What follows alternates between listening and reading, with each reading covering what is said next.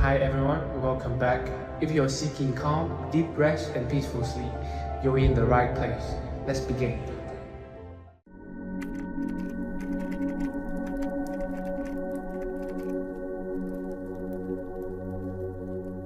Welcome, friend, to another journey together.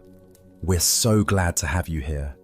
Tonight, you'll uncover lost teachings that Buddhist masters have passed down through generations to ease a troubled heart and bring lasting calm. If you'd like, feel free to share what time it is and where you are listening from. What I am about to share with you are forgotten stories from ancient times. Simple tales that hold incredible power to quiet your mind and heal your spirit. These stories have been helping people find peace for over 1,000 years, and tonight they're here for you. Each one carries a hidden truth that can change how you think about your problems, your fears, and the endless noise that keeps you awake at night. You won't find these stories in most books. They've been carefully kept by wise teachers who understood something we've mostly forgotten. Real peace comes not from getting what we want, but from understanding what we already have. The great teacher Thich Nhat Hanh once said, "Sometimes your joy is the source of your smile, but sometimes your smile can be the source of your joy." Tonight, you'll see how these timeless truths can shift everything. As you listen to these remarkable tales, something beautiful will start to happen. The heavy feeling in your chest will begin to lift. Your racing thoughts will slow down and settle. You'll feel yourself melting into a place of deep understanding and true rest. So get comfortable now. Let your whole body relax into whatever supports you. Take a gentle breath with me, and as you let it go, know that you're about to receive ancient wisdom that has been waiting centuries just for this moment. Let us explore our first story about the difference between technical mastery and spiritual expression. This is the calligrapher's circle. In the cultural heart of ancient Japan lived a calligrapher whose reputation for technical excellence was legendary throughout the realm. His brushstrokes were mathematically precise, his characters perfectly proportioned, his compositions flawlessly balanced. Nobles commissioned him for their most important documents, and his scrolls commanded enormous prices in the markets. Yet despite his worldly success, he felt something essential was missing from his art, some mysterious quality that the Zen masters called the spirit of the brush. Determined to unlock this secret, he traveled to a remote mountain monastery to study with a renowned Zen master known for his own calligraphy. The master's work was prized not for its technical perfection, but for its spiritual power. Pieces that seemed to breathe with life, characters that conveyed meaning beyond their literal content. Upon arriving at the monastery, the calligrapher bowed deeply before the master. "Honored teacher," he said, "I have mastered every technical aspect of our art, yet I sense there is something beyond technique that I do not understand. Please teach me the spirit of the brush." The master nodded and led him to a simple room with paper, ink, and brushes laid out on a low table. "Show me your skill," he said, settling onto a cushion. "Paint an enso, a Zen circle." The calligrapher felt confident. He had painted thousands of circles over the years, and this was among the most basic exercises. He prepared his ink with practiced precision, selected the perfect brush, and centered himself in meditation posture. With a single, controlled breath and a lifetime of training guiding his hand, he created a mathematically perfect circle. The line was consistent, the form precise, the closure exact. It was technically flawless. The master examined the circle for a long moment, then shook his head slowly. "No," he said quietly. "This is not alive. It is a cage, drawn by your mind's desire for control. Try again." Confused but determined, the calligrapher attempted another circle, this time focusing on being more spontaneous while maintaining his technical precision. Again, the result was flawless by any measure he understood. Again, the master rejected it. "This one is even more dead than the first. You are thinking too much. Let the brush move itself." This pattern continued for hours. Circle after circle emerged from the calligrapher's brush, each one technically superior to anything most artists could produce, yet each one rejected by the master as lifeless, controlled, or dead. With each rejection, the calligrapher's frustration mounted. His usual confidence evaporated. His careful technique began to falter under the pressure of repeated failure. Finally, after dozens of attempts and growing exhaustion, the calligrapher's composure shattered completely. In a moment of total frustration and defeat, he slammed his brush down onto the paper with no thought of technique, control, or outcome. The result was a messy, splattered, incomplete circle, rough edges, uneven thickness, ink bleeding chaotically beyond intended boundaries. He threw the brush down in disgust and buried his face in his hands. "I cannot do it," he cried. "I will never understand what you seek." The master leaned forward and carefully lifted the paper with the crude, imperfect circle. For the first time that day, his face lit up with genuine delight. "Ah!" he exclaimed, his eyes bright with joy. This one has life. This one has a beginning, a breath, a heartbeat. Now you have touched the spirit of the brush." Ancient Buddhist wisdom tells us, in the beginner's mind, there are many possibilities, but in the expert's mind, there are few. This tale unveils the profound difference between mastery that controls and mastery that flows, between perfection that impresses and expression that transforms. Why do we often lose vitality as we gain expertise?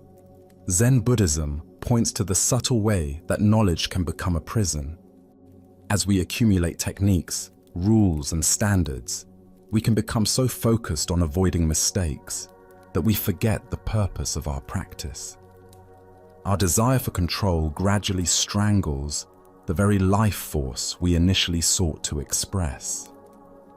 The calligrapher's perfect circles represent every area of life where we prioritize technical correctness over authentic expression. Consider the musician so focused on playing every note perfectly that the music loses its soul. The speaker so concerned with saying the right words that their message loses its power. The parent so worried about perfect parenting that they miss opportunities for genuine connection with their child. This isn't an argument against skill or practice. Technical ability provides the foundation for expression. But somewhere in our development, we must learn to transcend technique, to use our skills in service of something larger, rather than being enslaved by them. The master wasn't teaching the calligrapher to be careless. He was showing him how to be free. Zen master Suzuki Roshi taught, "In the beginner's mind, there are many possibilities. In the expert's mind, there are few." The calligrapher's breakthrough came when his expertise finally cracked, allowing beginner's mind to emerge. In that moment of complete surrender, when all his careful control fell away, something authentic could finally express itself through him. Look at your own areas of expertise or competence. Where might your knowledge have become a constraint rather than a tool? Perhaps it's in parenting, where your accumulated wisdom about the right way prevents you from responding freshly to your child's unique needs. Maybe it's in your career, where your professional identity limits your willingness to take creative risks. Or in relationships, where your ideas about how love should look prevent you from loving the person actually in front of you. The Buddha said, Empty your cup so that it may be filled. Become devoid to gain totality. The calligrapher's cup was so full of technique, knowledge, and identity as an expert that there was no room for the spirit to enter. Only when his expertise was exhausted could something alive emerge. This teaching invites us to hold our competence lightly, to remain beginners even as we develop mastery. True expertise includes the wisdom to know when to forget everything we know and respond freshly to the moment at hand. The most powerful speakers often say the words that surprise even them. The most moving artists create beyond their conscious understanding. The most effective leaders respond to situations their training never covered. Tonight, as you consider your own circles of expertise, can you find the courage to occasionally put down your perfect brush and allow something messier but more alive to emerge? What would happen if you approached familiar situations with beginner's mind, fresh eyes, and willingness to be surprised by what wants to express itself through you? As the Buddha taught, the finger pointing at the moon is not the moon. All our techniques, all our knowledge, all our perfect circles are merely fingers pointing toward the moon of direct experience. Sometimes we must stop looking at our pointing finger and lift our eyes to see what it's actually showing us. Let us explore a story about finding beauty in brokenness. This is the master's tea bowl. A wealthy collector of fine art made his way through the mountain path to visit the renowned Zen master, Keun. This collector was known throughout the province for his exquisite taste and generous patronage of the temple. He had sent many precious gifts over the years: porcelain bowls from the capital's finest artisans, silk scrolls painted by celebrated masters, and bronze vessels that gleamed like captured sunlight. As a patron of great standing, he expected to be received with the temple's most treasured possessions. The afternoon sun filtered through ancient pine trees as the two men sat for tea in the temple's modest reception room. The collector settled onto his cushion, anticipating the ceremony would showcase the beautiful pieces he had gifted. Instead, he watched in growing bewilderment as Master Keun reached for a tea bowl that appeared utterly common. Crude earthenware with a large, jagged crack running down its side. The crack had been repaired with golden lacquer that gleamed like a lightning bolt frozen in clay. The collector's practiced eye immediately assessed the piece as worthless. "Master," he said, unable to conceal his dismay, "I have sent you gifts of the finest porcelain from the capital's most skilled craftsmen. These bowls are perfect, without flaw or blemish. Why do you choose to serve tea in this broken, worthless thing?"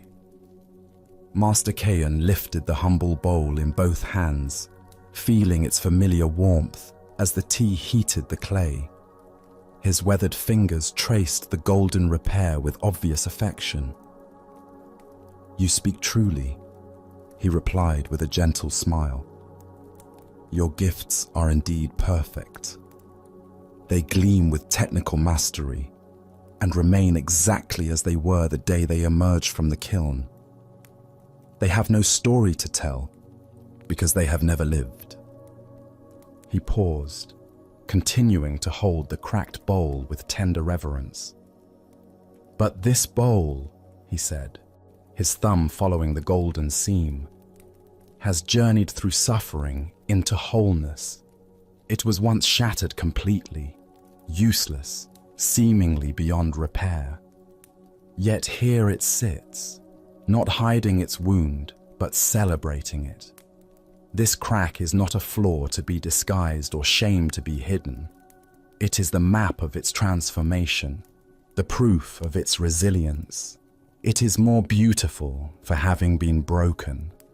The collector looked across the room at his perfect, unused bowls displayed pristinely on their shelf, then back at the warm, golden-veined vessel in the master's hands. For the first time, he found himself without words. The Buddha taught, "It is in the darkest skies that stars are best seen." This ancient wisdom illuminates the profound truth that emerges from the story of the tea bowl. Our culture obsessively pursues perfection while viewing brokenness as failure. Yet Zen reveals that our wounds often become our greatest teachers, and our scars, our most beautiful features. Why do we instinctively hide our imperfections and celebrate only our polished achievements? Buddhism points to our conditioned mind's deep aversion to suffering and its equally strong attachment to idealized images of success. We learn early to present only our best selves, carefully curating our lives to appear flawless, while secretly carrying shame about our struggles, failures, and the times we've been broken. This tendency toward perfectionism creates a peculiar form of suffering. Like the collector, we admire only what appears untouched by difficulty, missing the profound beauty that emerges from healing. We scroll through social media comparing our inner struggles to others' highlight reels. We hide our mental health challenges, our financial difficulties, our relationship struggles, our career setbacks, all the natural fractures that make us human. The Japanese art of kintsugi, golden repair, embodies this Zen teaching perfectly. Rather than disguising cracks in broken pottery, artisans highlight them with precious metals, creating pieces more valuable than the originals. The philosophy recognizes that breakage and repair are part of an object's history, not something to hide, but to illuminate. Consider your own life's kintsugi moments. Perhaps it was the divorce that taught you self-reliance, the job loss that led to a better career path, the illness that revealed your inner strength, or the addiction that opened your heart to compassion. These experiences, initially devastating, often become the golden seams that make us more beautiful, wise, and capable of helping others. Zen Master Suzuki Roshi taught, "Each of you is perfect the way you are, and you can use a little improvement." This paradox captures the essence of accepting our brokenness while remaining open to healing. We don't need to fix ourselves to be worthy of love and respect. We are already whole. Yet our willingness to acknowledge our cracks allows the golden light of wisdom to enter. The Buddha said, "Every experience, no matter how bad it seems, holds within it a blessing of some kind. The goal is to find it." Our task is not to avoid being broken. Life guarantees that we will face difficulties, losses, and failures. Our practice is learning to see these experiences as opportunities for kintsugi, for allowing something more beautiful to emerge from our healing. Tonight, as you reflect on your own journey, can you identify the golden seams that have formed in your life? What breaks have led to breakthroughs? What wounds have become wisdom? Perhaps you can begin to see your imperfections not as flaws to hide, but as proof of your resilience, evidence that you have lived fully and healed courageously. As the Buddha taught, the lotus blooms most beautifully from the deepest and thickest mud. In embracing our brokenness, we discover the golden beauty that can only emerge from having been shattered and choosing to heal. Our next story reveals the weight we carry in our identities. This is the general's name. After decades of commanding armies and conquering territories, the great General Nobutada felt a profound emptiness despite his military glory. The battles that once thrilled him now felt hollow. The victories that once defined him now seemed meaningless.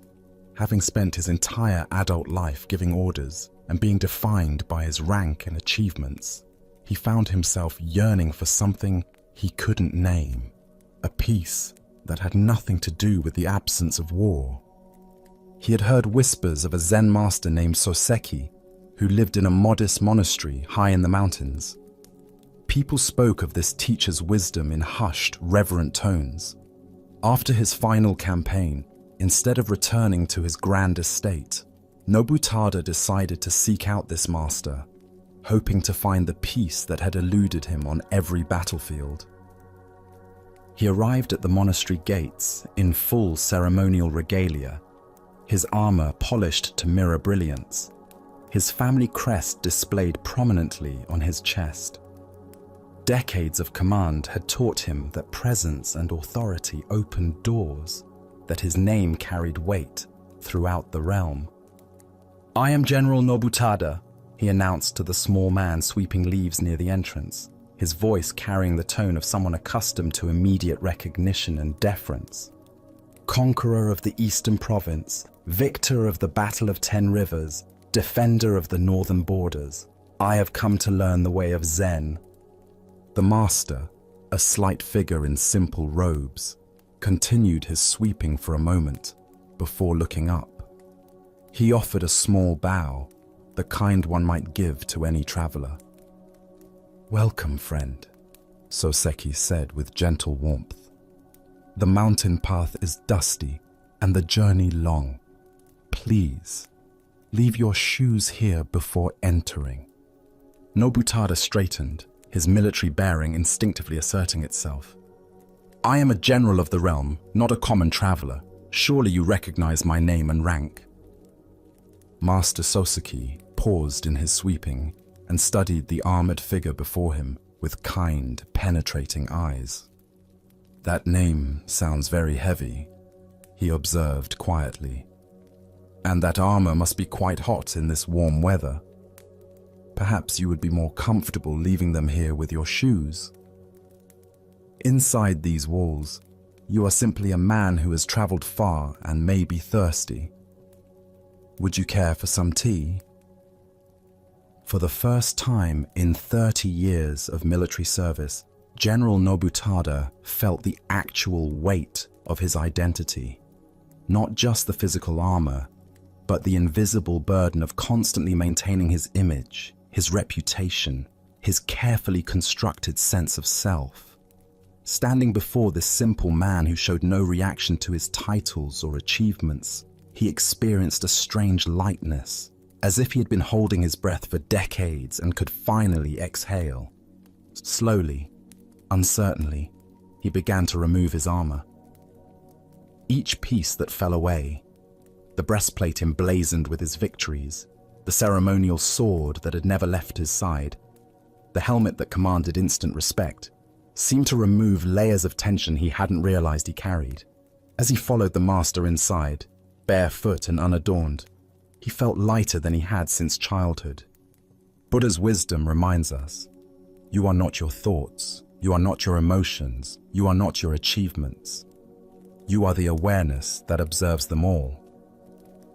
The heart of this lesson lies in understanding how completely we can become imprisoned by our own identities, wearing them like armor that protects us but ultimately weighs us down. Why do we cling so desperately to our roles, titles, and achievements? Zen Buddhism reveals that the ego mind constantly seeks to solidify itself through identification with external forms. We become the successful entrepreneur, the devoted parent, the respected professional, the spiritual seeker. And while these roles may serve important functions, problems arise when we mistake these temporary identities for our true nature. Consider how much mental energy you spend maintaining your various identities. At work, you may present yourself as competent and confident. With family, you might be the responsible caretaker. On social media, you curate an image of success or happiness. Each role requires its own armor, its own performance, its own careful maintenance. Like General Nobutada, we can become so identified with these roles that we forget who we are beneath them. This identity clinging creates a peculiar form of suffering. We become trapped by our own success, imprisoned by others' expectations, exhausted by the constant effort of maintaining our image. A CEO fears showing vulnerability. A parent feels guilty for having needs. A spiritual teacher struggles to admit confusion. We build elaborate personas and then become slaves to maintaining them. The Buddha taught, attachment is the root of suffering. This applies not only to material possessions, but to our attachment to who we think we are. When our sense of worth depends entirely on external recognition, achievements, or roles, we live in constant anxiety about maintaining and defending these identities. Zen practice invites us to periodically remove our armor and discover who we are underneath our roles and achievements. In meditation, we sit without titles, without status, without the elaborate story of our lives. We return to simple presence, breathing, aware, alive. This isn't about rejecting our responsibilities or achievements, but about not being imprisoned by them. Master Eckhart taught, the most powerful prayer, one well-nigh omnipotent, consists of only 2 words: thank you. When we can appreciate our roles and achievements without being defined by them, we discover tremendous freedom. We can be a general when leadership is needed, a student when learning is required, a parent when nurturing is called for, without any of these temporary roles becoming our permanent identity. Tonight, as you prepare for rest, what armor might you consciously set aside? What roles, expectations, or identities can you temporarily release? Can you discover the simple awareness that exists before you put on tomorrow's costumes and titles? Perhaps you'll find, like the general, that you are far lighter and freer than you've been carrying yourself to be.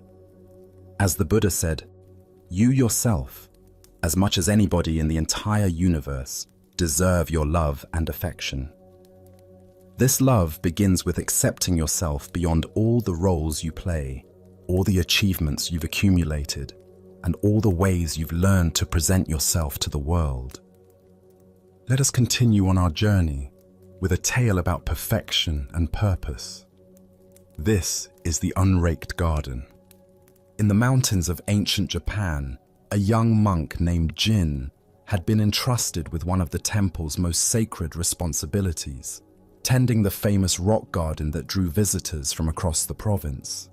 This wasn't merely a gardening task, but a spiritual practice, an opportunity to cultivate mindfulness through the meditative art of creating beauty. Every morning before the first hint of dawn, Jin would rise in silence and make his way to the garden with his wooden rake.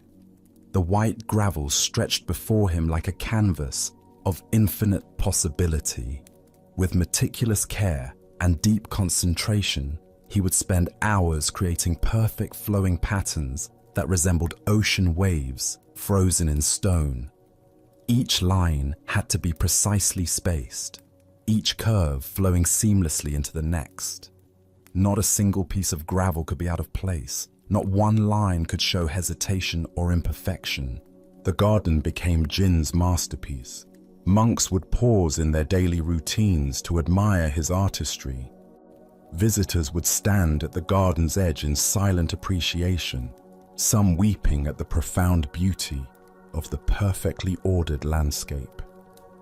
Jin felt deep pride in his work, knowing that his technical skill and dedication had created something worthy of reverence. One warm afternoon, As Jin stepped back to admire his latest creation, perhaps his finest work yet, he noticed the headmaster approaching. His heart swelled with anticipation. Surely Master Tanaka would offer words of praise for this flawless expression of devotion and skill.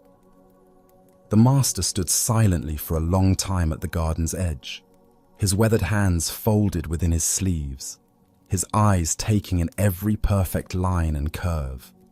Jin waited nearby, barely breathing, certain that recognition for his spiritual artistry was about to come. Without warning, without explanation, without even a glance at Jin, Master Tanaka stepped deliberately over the low boundary that separated the viewing area from the sacred garden. He walked slowly to the very center of the perfectly raked space and sat down cross-legged in meditation posture, his brown robe spreading across the white gravel, completely obliterating hours of meticulous work. Jin gasped audibly, his hands flying to his face in horror. "Master!" he cried out, unable to contain his shock. "You have destroyed it. Hours of work, ruined. The perfect patterns, gone." Master Tanaka opened his eyes and looked up at his student with infinite gentleness and the hint of a smile. "No, Jin," he said softly. "I have not destroyed anything. Before, what you created was a picture to be admired from a distance, a museum piece to impress observers. Now, it has become what it was always meant to be, a garden to be lived in, a space for practice, a place for awakening. You made it perfect for the eyes, but you forgot its true purpose.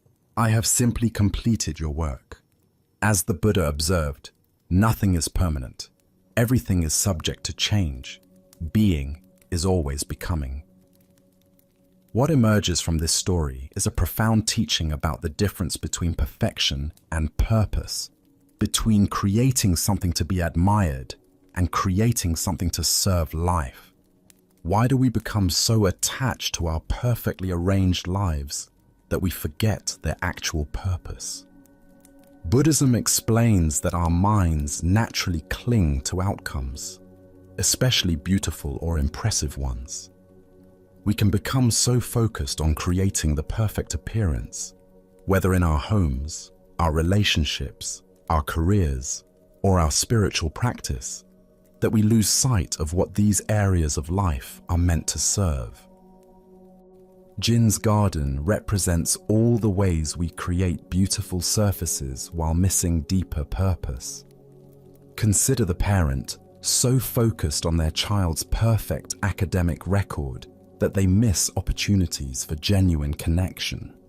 The spouse so concerned with maintaining the appearance of a perfect marriage that they avoid the messy work of real intimacy. The spiritual practitioner so attached to looking enlightened that they resist the vulnerable honesty required for actual growth. This attachment to pristine appearances creates a peculiar paralysis. We become curators of our own lives, carefully maintaining impressive displays while being afraid to actually live in them. Like Jin's garden, these perfect arrangements become untouchable, observed from a distance rather than fully inhabited. Zen master Dogen taught, "Time is not separate from you, and as you are present, time does not go away."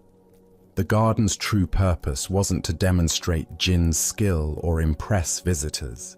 It was to provide a space for present moment awareness, for meditation, for the messy, imperfect, beautiful work of spiritual practice. Look deeply at your own pristine arrangements. What aspects of your life have become too perfect to actually use? Perhaps it's the beautifully decorated living room where no one feels comfortable sitting, the carefully planned schedule that leaves no room for spontaneity, the flawless public image that prevents authentic relationships, or the spiritual practice so focused on appearing advanced that it avoids beginner's mind. The master's disruption wasn't destructive. It was liberating. By sitting in the garden, he transformed it from a performance into a practice, from something to be preserved into something to be experienced. His robes spreading across the perfect lines created a new kind of beauty, the beauty of purpose fulfilled, of space actually inhabited, of perfection surrendered for the sake of presence. This story challenges our deepest assumptions about value and beauty. We're conditioned to believe that maintaining perfect appearances is spiritual practice, when often the opposite is true. Real spiritual growth happens in the disrupted garden, in the messy middle of actual living, in the courage to inhabit our lives fully rather than simply curating them carefully. The Buddha said, "Peace comes from within. Do not seek it without." The peace Jin was seeking through external perfection was always available in the simple act of presence, whether the garden was perfectly raked or beautifully disrupted. True meditation doesn't require perfect conditions. It transforms whatever conditions arise into opportunities for awakening. Tonight, as you look around your own perfectly arranged spaces, can you find the courage to actually live in them? What beautiful display might you be willing to disturb for the sake of genuine experience? Perhaps you'll discover, like Jin, that the most profound beauty emerges not from untouchable perfection, but from the willingness to sit down fully in the middle of your life.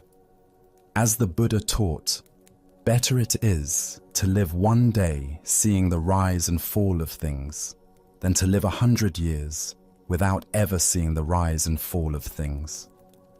The garden's lines will be raked again tomorrow, but this moment's opportunity for presence is irreplaceable.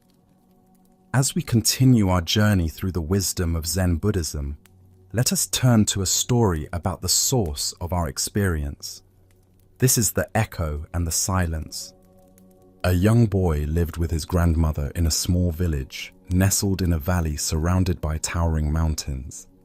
The child was naturally curious and loved to explore the world around him, discovering new wonders in the forests, streams, and rocky cliffs that formed his playground.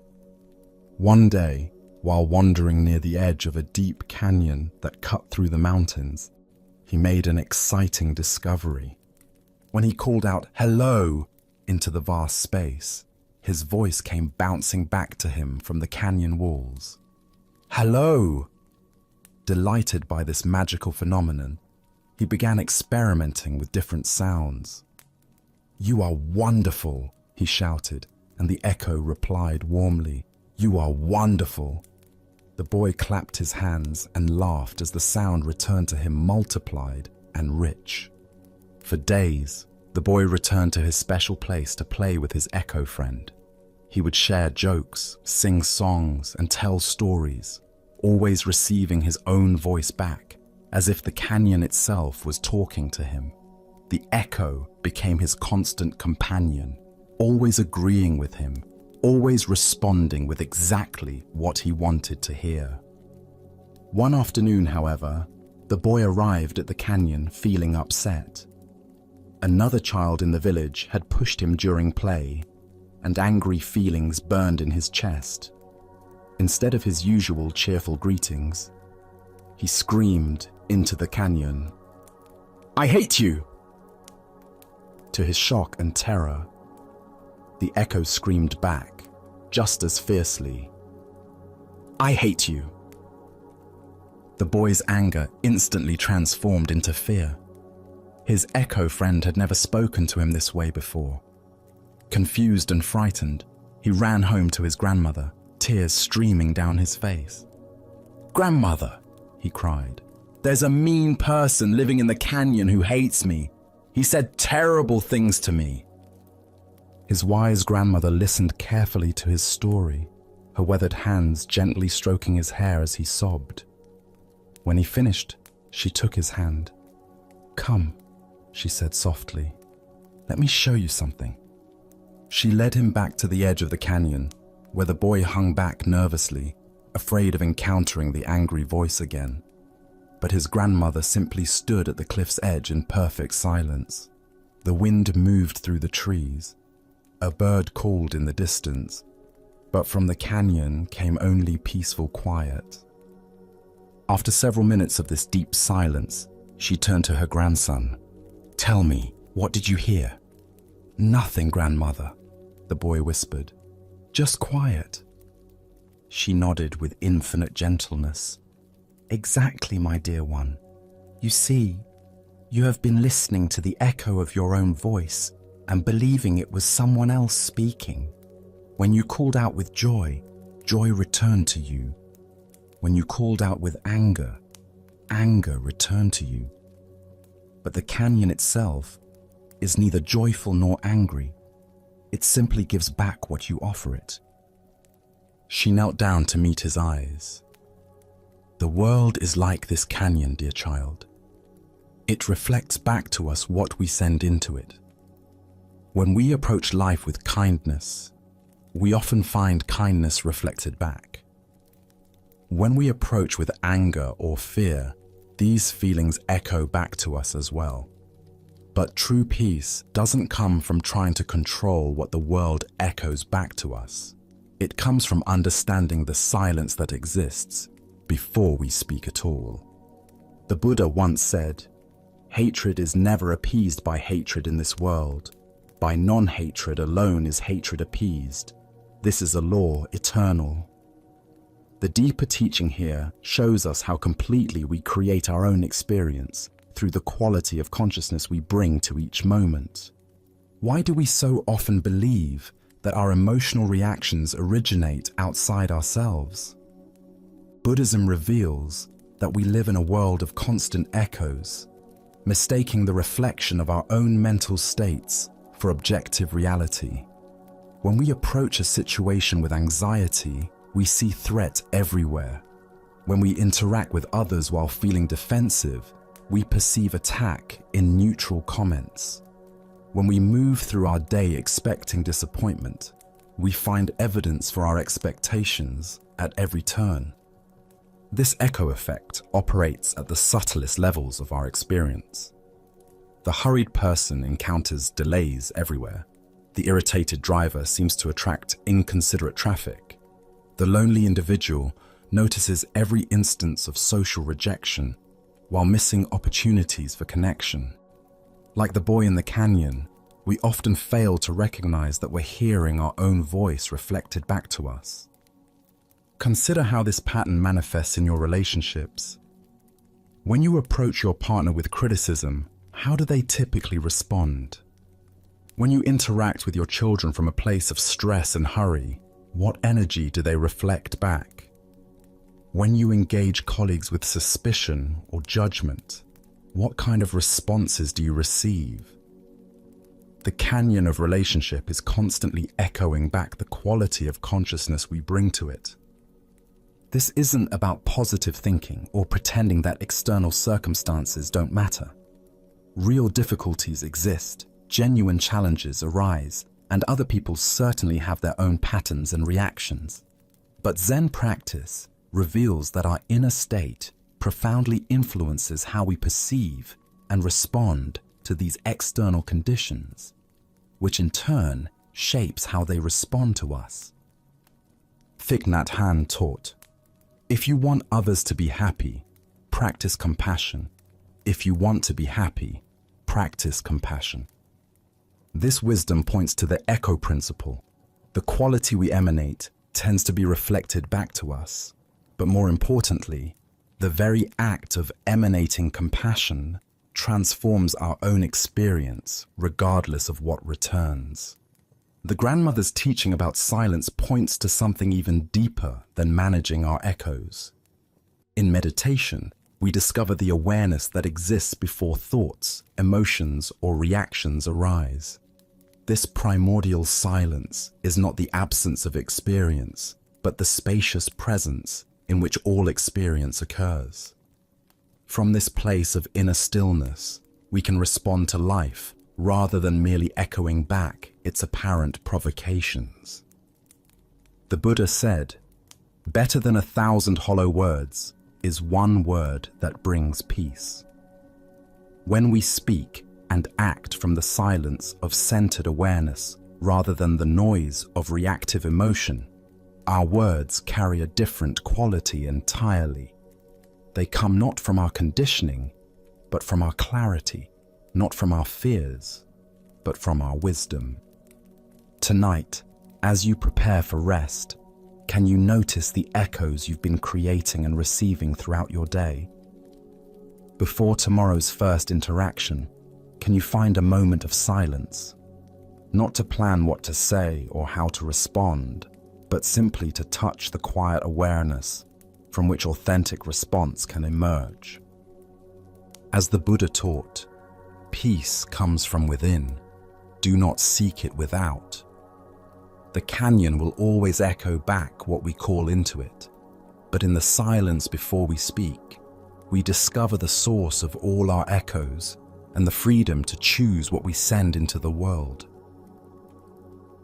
Our next story reveals the subtle poison of habitual negativity and the freedom found in contentment. This is the lesson of the monastery and the monk who never stopped complaining. In a remote mountain monastery known for its strict discipline and profound silence, a community of monks devoted themselves to deep spiritual practice. The monastery followed an ancient vow of silence, understanding that constant talking often distracts the mind from inner contemplation and genuine insight. For years at a time, the monks would practice in complete quiet, finding peace in the absence of unnecessary words. However, this particular monastery had one unusual tradition. Every 10 years, each monk was permitted to speak exactly 2 words to the head monk. This brief allowance acknowledged that sometimes practical concerns or spiritual insights might need to be communicated, while still maintaining the essential discipline of silence that supported their contemplative practice. One young monk entered this monastery with sincere intentions and dedicated himself to the demanding schedule of meditation, work, and study. But from the very beginning, he struggled with dissatisfaction. The simple accommodations felt uncomfortable, the plain food seemed inadequate, and the rigorous schedule challenged his preferences at every turn. After his first 10 years of practice, he went to the head monk for his permitted communication. The elder looked at him with kind, expectant eyes, ready to hear whatever wisdom or insight the decade of silent practice might have produced. "Bed hard," the monk said, using his 2 precious words to express his primary complaint about the sleeping arrangements. "I see," the head monk replied gently, making note of the comment, but offering no judgment or solution. The monk returned to his silent practice, but his dissatisfaction only seemed to deepen over the next decade. Instead of using the years to cultivate acceptance and inner peace, he spent his time dwelling on various discomforts and inadequacies he perceived in the monastery's provisions. His meditation became increasingly agitated as his mind rehearsed complaints he couldn't voice. When his second opportunity to speak arrived after another 10 years, he again approached the head monk. The elder greeted him with the same patient attention, curious to see how 2 more decades of practice might have influenced the monk's perspective. "Food stinks," the monk declared, using his allocated words to express his ongoing dissatisfaction with the simple vegetarian meals provided by the community. "I see," the head monk responded with unchanged equanimity, observing this second expression of complaint without surprise or criticism. Another 10 years passed, during which the monk's internal negativity continued to grow. Instead of finding freedom through spiritual practice, he had used 3 decades to perfect the art of mental complaining. His silent years were filled not with peace and insight, but with constant internal criticism of his circumstances. When his third opportunity for speech arrived, the monk appeared before the head monk with obvious agitation. 3 decades of accumulated dissatisfaction had finally reached its breaking point. "I quit," he announced emphatically, using his 2 words to express his ultimate decision to abandon the path he had never truly embraced. The head monk looked at him with a mixture of sadness and understanding. "Well, I can see why," he replied compassionately.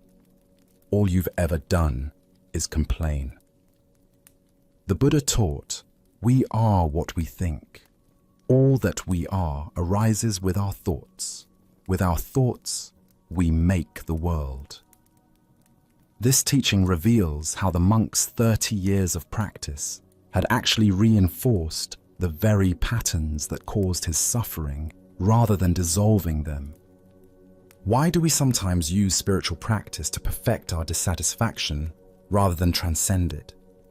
Zen Buddhism points to our tendency to bring our habitual mental patterns into any environment, then blame external circumstances for our internal states. The monk never truly engaged with the practice. He simply endured it while maintaining his resistance. The monastery's conditions weren't the source of the monk's suffering. His attitude toward those conditions was.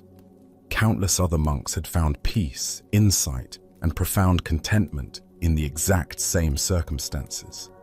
The difference lay not in what they experienced, but in how they related to their experience. Consider your own patterns of complaint and dissatisfaction. How much of your mental energy goes toward rehearsing grievances about circumstances you cannot change? The monk spent 30 years of precious life focused on bed hardness and food quality, instead of using those same years to develop inner freedom. This story also reveals the cumulative power of our mental habits. Each day, the monk chose complaint over acceptance. He strengthened neural pathways of dissatisfaction. Over 3 decades, these patterns became so ingrained that leaving seemed like the only option, when in reality, changing his perspective had always been available. Zen master Thich Nhat Hanh taught, thanks to impermanence, everything is possible. The monk's tragedy was his failure to recognize that his dissatisfaction was impermanent and changeable. Instead of working with his resistance, he fed it daily for 30 years until it consumed his entire spiritual journey. The Buddha said, "Better than 1,000 hollow words is one word that brings peace." The monk's 6 words over 30 years, all complaints, brought no peace to himself or others. Meanwhile, monks who used their practice to cultivate gratitude and acceptance found profound tranquility in the same conditions. Look deeply at your own relationship with current challenges. Where are you spending years complaining about circumstances that could be transformed through a shift in perspective? What would change if you used the same mental energy currently devoted to dissatisfaction to cultivate acceptance and inner peace? Tonight, as you notice the inevitable discomforts and imperfections of daily life, can you remember the monk's wasted decades?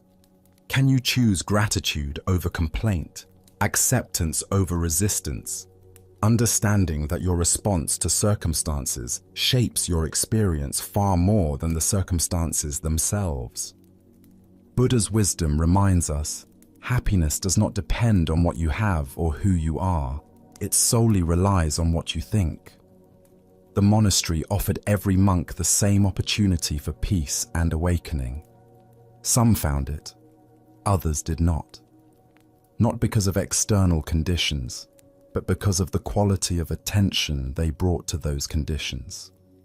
In every moment, we face the same choice the monk faced daily: to practice complaining or to practice contentment.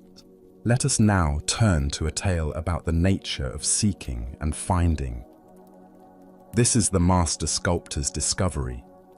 In a bustling stone quarry beneath towering mountains, a master sculptor moved among the marble blocks with the practiced eye of one who had spent decades coaxing beauty from stone. The morning sun cast golden light across the quarry, illuminating countless blocks that seemed to whisper their stories to him. "Aha!" he would say, running his weathered hands across smooth surfaces. "There is a heroic figure locked in that piece, and a saint trapped inside that other one." His reputation had grown precisely because of this gift, his ability to sense what he called the suchness of every stone, to see beyond raw material to its true nature waiting to be released. But on this morning, the sculptor's heart carried a different weight. For over 40 years, he had been searching for something special, the perfect block from which he could create his masterwork, a glorious statue of the Buddha. His energies were waning now, and still this elusive Buddha block remained hidden from him. He had traveled to great quarries around the world, consulted experts, hired specialists to scour remote areas, yet nowhere could he find that one perfect slab that would allow him to release the most perfect likeness of Buddha. Feeling the weight of his lifelong quest, the sculptor sought consolation from a local Zen priest who headed a small temple at the end of his street. The temple was modest, with a peaceful courtyard where a stone well sat, surrounded by carefully tended moss. "Master," the sculptor said, bowing deeply, "I have searched for 40 years for the perfect stone from which to carve the Buddha. My life's work remains incomplete." The priest listened with kind eyes, then smiled gently. "No problem," he said with such simplicity that the sculptor felt both confused and hopeful. "Do you mean you can tell me where I might find the perfect material from which I can release the Buddha of my dreams?" the sculptor asked, excitement rising in his voice. "Of course." "Where?" The priest raised his hand and pointed across the courtyard. "Over there," he said, indicating the stone well. The excited sculptor hurried to the well and peered down into the still, dark water. There, looking back at him with the same questioning eyes, the same lined face marked by years of searching, was his own reflection. Buddha's wisdom reminds us, if you cannot find the truth right where you are, where else do you expect to find it? The deeper teaching here shows us that what we seek most desperately often lies not in some distant place or perfect circumstance, but in the very ground of our own being. Why do we exhaust ourselves searching everywhere except within? Zen Buddhism reveals that we become so focused on the object of our search that we forget to examine the searcher. The sculptor had examined thousands of stones, traveled countless miles, yet never considered that the very consciousness doing the seeking was itself the perfect material for awakening. Consider how often throughout your day you postpone contentment, waiting for better circumstances. "I'll be happy when I get the promotion, find the right partner, when conditions are finally perfect." This is seeking the Buddha block everywhere, except in the reflection looking back at us right now. Zen master Huangpo taught, "Your everyday mind, that is the way." The sculptor's profound realization wasn't that he needed to become something different, but that he needed to recognize what he already was. The perfect material for expressing Buddha nature isn't found in external circumstances, but in the awareness that recognizes, seeks, and creates. The well represents the still point within consciousness, where seeking ends and finding begins. When we stop looking outward and peer into the depths of our own awareness, we discover that the one who seeks and the sought are the same. In Zen practice, We speak of original face, the essential nature that exists before conditioning. This original face isn't hidden in some special place. It's looking back at us from every mirror, every moment of genuine presence. Tonight, as you encounter the reflection of your own seeking mind, can you recognize the Buddha nature that has been with you all along? Perhaps it appears in your capacity for wonder, your longing for truth, or simply in the awareness that notices these very words. As the Buddha taught, look within, you are the Buddha. The masterwork you've been seeking isn't waiting for perfect materials. It's waiting for the recognition that the artist, the art, and the awareness that appreciates beauty are all expressions of the same essential nature. Let us continue on our journey through the wisdom of Zen Buddhism with a story about the phantoms we create with our own minds. This is the tale of the haunting that was no haunting at all. A man lived peacefully with his beloved wife for many years, their love deep and genuine, their companionship a source of daily joy. But as fate would have it, she became gravely ill.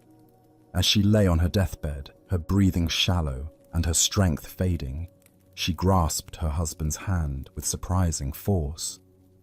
"My darling," she whispered, her eyes filled with both love and fear.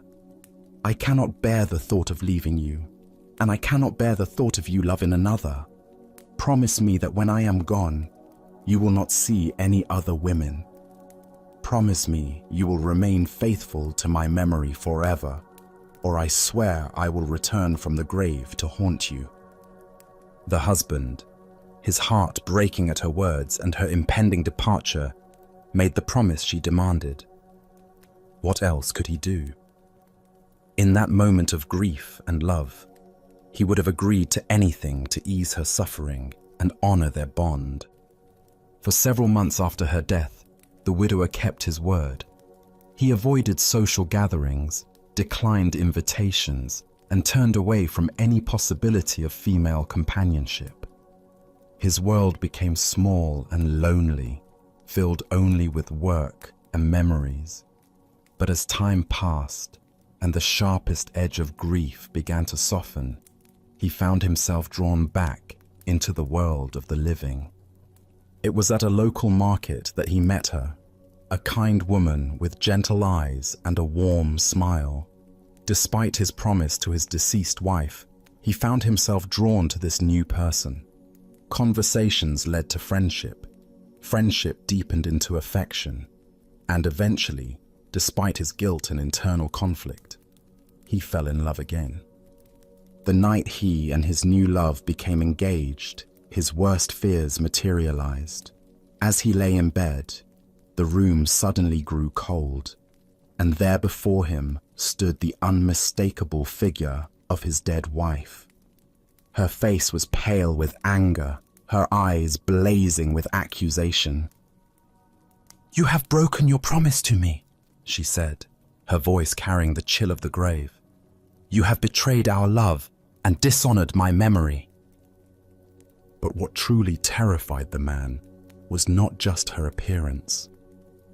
It was her impossible knowledge. Night after night, she would return to torment him, recounting in perfect detail everything that had transpired between him and his fiancée.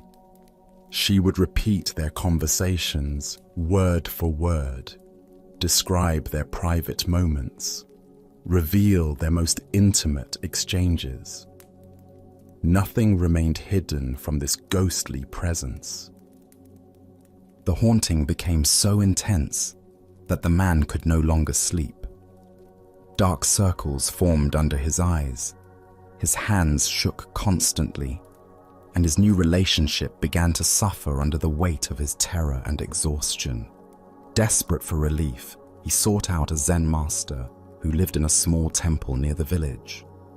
"Master," the man said, his voice trembling as he recounted his story, "my dead wife's ghost appears to me every night. She knows everything I do. everything I say. She repeats our conversations exactly as they happened. I am being driven to madness." The old master listened carefully, stroking his beard thoughtfully. When the man finished his account, the master smiled knowingly. "This is indeed a very clever ghost," he said. "You should admire such supernatural wisdom. But I will tell you exactly what to do when she appears tonight." That evening, as the room grew cold and the familiar figure materialized, the man followed the master's instructions precisely. "You are truly a wise and all-knowing spirit," he said to the ghost. "You see everything I do and know everything I think. Since you possess such incredible powers and I can hide nothing from you, surely you can answer one simple question for me." "Ask your question," the ghost replied coldly. The man reached down to a large bag of beans that sat near his bedside table.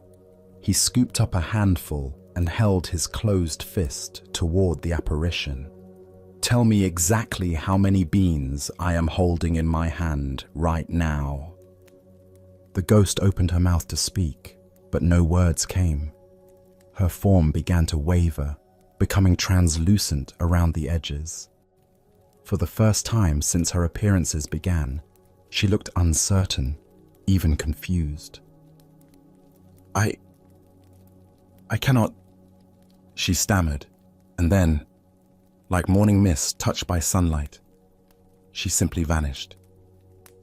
The ghost never returned again, and the man was finally free to live his life in peace. Buddha's wisdom reminds us, we are what we think. All that we are arises with our thoughts. With our thoughts, we make the world.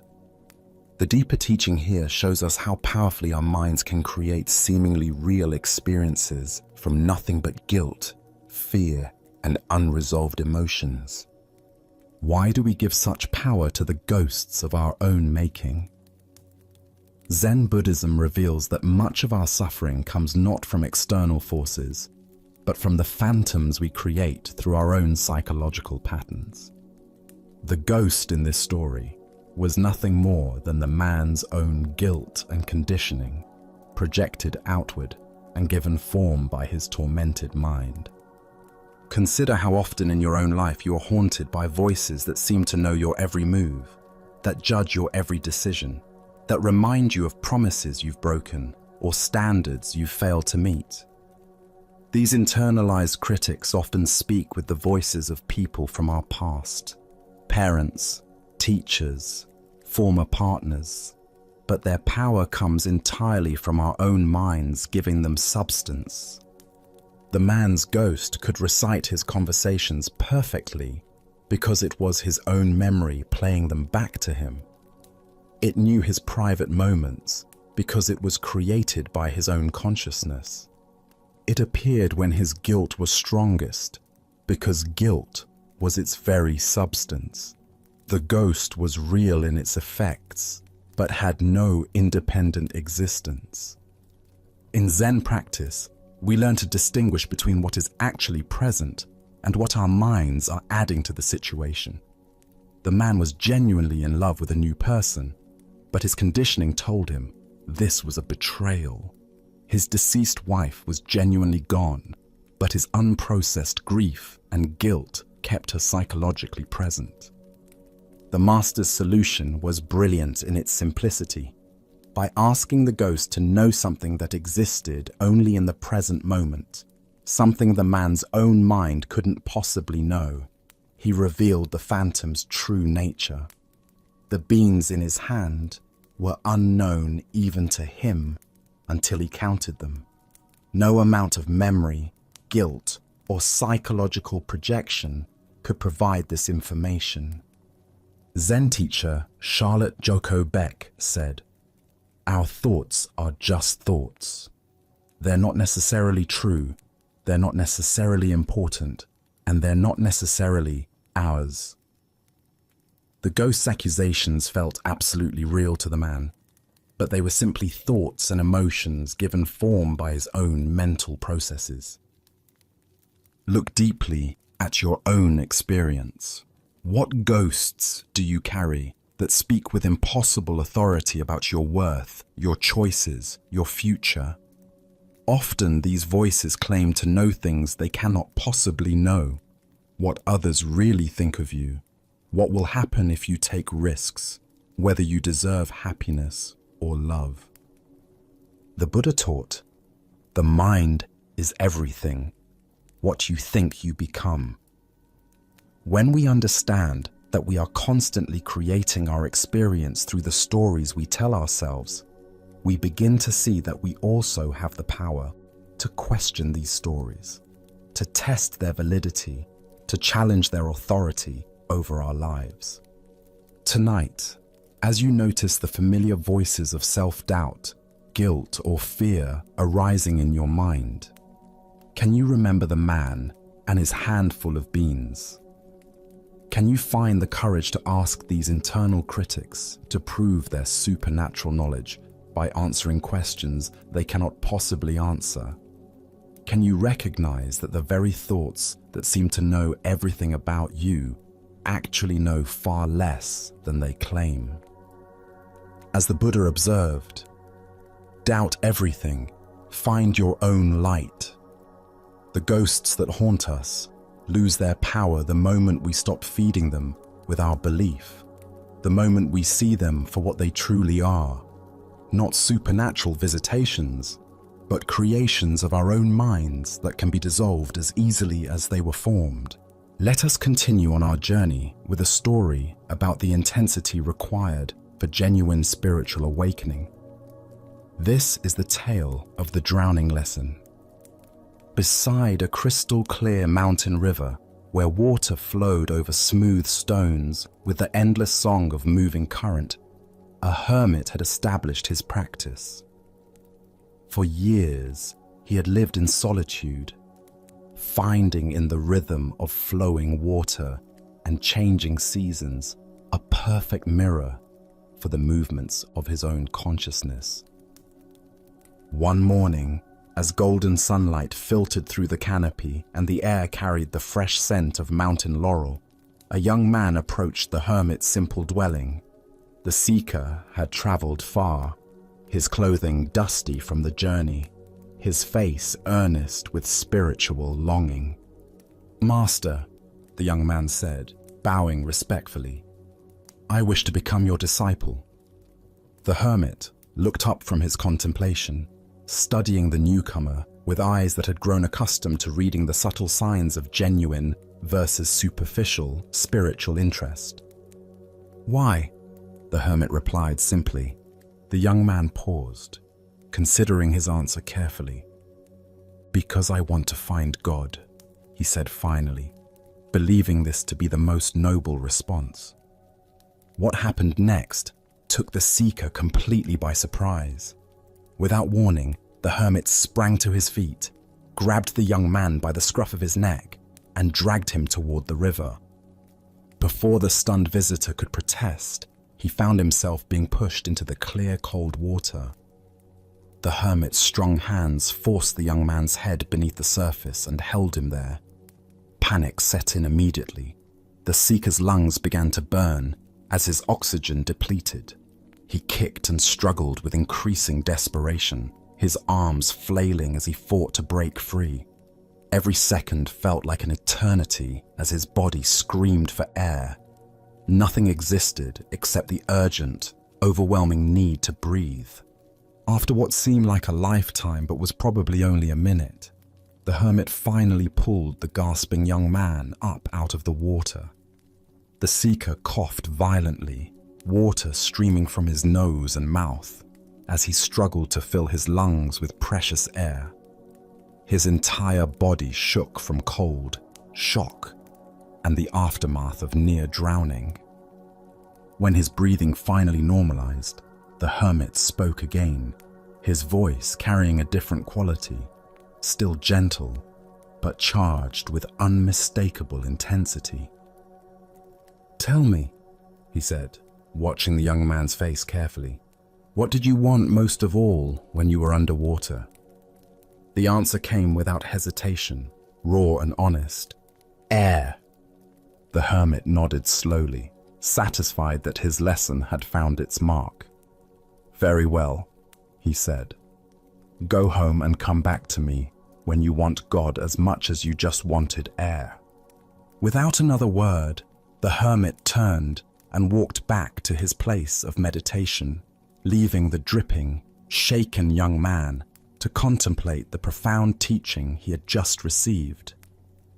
Buddha's wisdom reminds us, thousands of candles can be lighted from a single candle, and the life of the candle will not be shortened.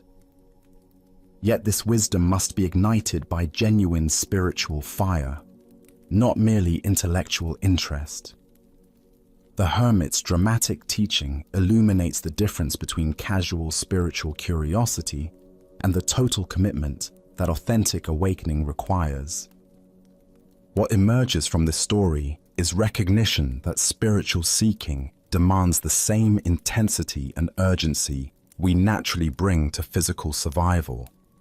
The young seeker thought he wanted God, but his desire was still within the realm of preference rather than necessity. He wanted spiritual awakening as an addition to life rather than as life itself.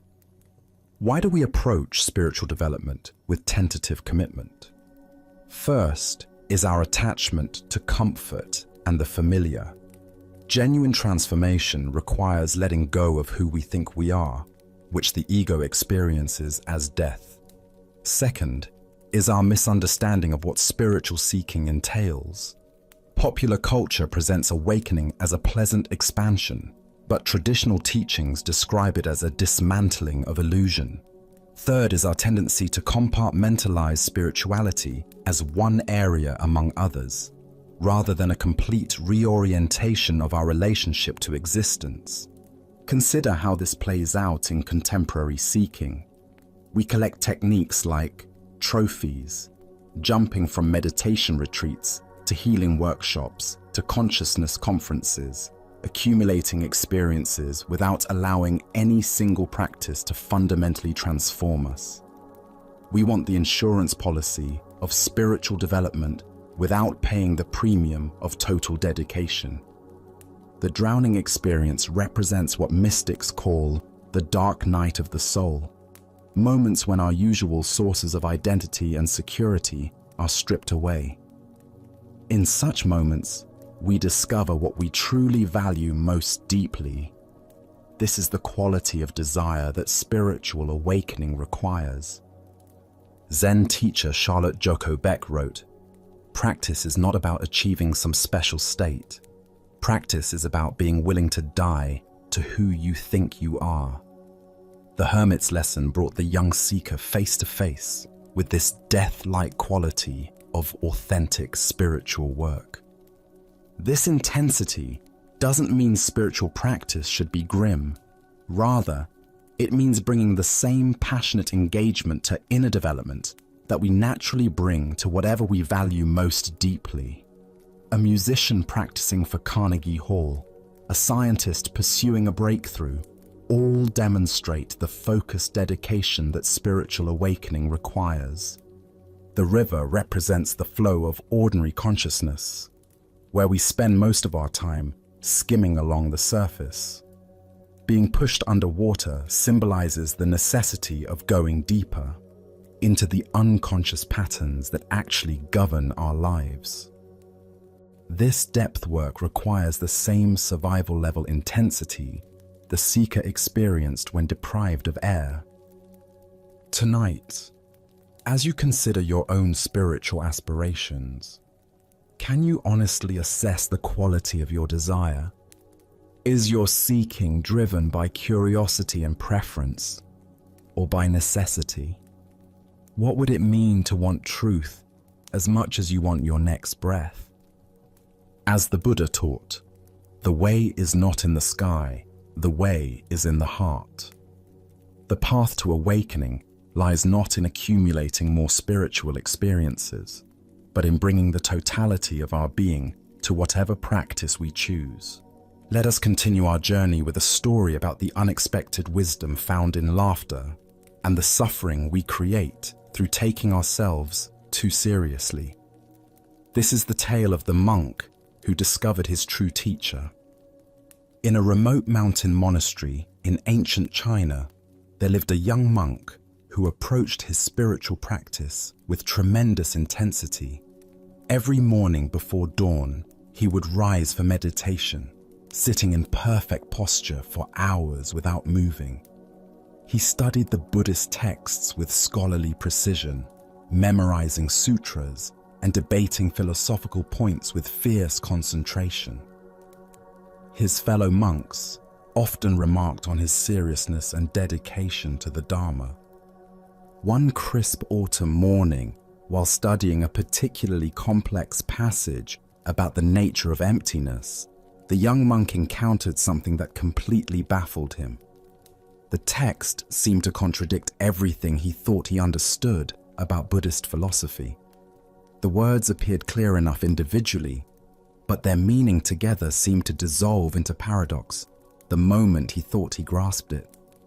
Determined to understand, he carefully marked the passage and made his way to the master's quarters. The old teacher sat in his simple room, sunlight streaming through paper windows, creating patterns of light and shadow on the wooden floor. "Venerable master," the monk said, bowing deeply, "I have encountered a teaching that I cannot comprehend. Could you please illuminate its meaning for me?" He recited the passage with careful precision, explaining his confusion and the various interpretations he had considered. The master listened attentively, nodding occasionally, his expression thoughtful and engaged. When the young monk finished his earnest explanation, something unexpected happened. The master's face suddenly broke into a broad smile, then quiet chuckling, and finally erupted into hearty, uncontrollable laughter. His whole body shook with mirth, tears streaming down his weathered cheeks. The monk stood frozen, completely bewildered. This was not the response he had anticipated. Where he expected profound wisdom and careful explanation, he found only laughter. The master's amusement seemed to fill the entire room, echoing off the walls and growing even more intense. Without offering any explanation, the master stood up, still laughing, and walked out of the room, leaving the young monk alone with his confusion and growing distress. For the next 3 days, the monk could think of nothing else. The master's inexplicable laughter haunted him constantly. He barely touched his meals, his meditation was scattered and unfocused, and sleep came only in brief, restless intervals. The question consumed him entirely. Why had his sincere spiritual inquiry been met with such puzzling amusement? Other monks noticed his distressed state, but his responses to their concerns were vague and troubled. He felt humiliated, confused, and increasingly agitated. Had the master been mocking his understanding? Was his question somehow foolish? Did his years of dedicated practice mean nothing? Finally, unable to bear the torment any longer, he returned to the master's room. This time, he didn't bow or recite passages. Instead, he spoke directly from his heart. "Master, for 3 days I have been deeply disturbed by your reaction to my question. I cannot eat, sleep, or meditate properly. Please tell me, why did you laugh at my sincere seeking? Have I done something wrong?"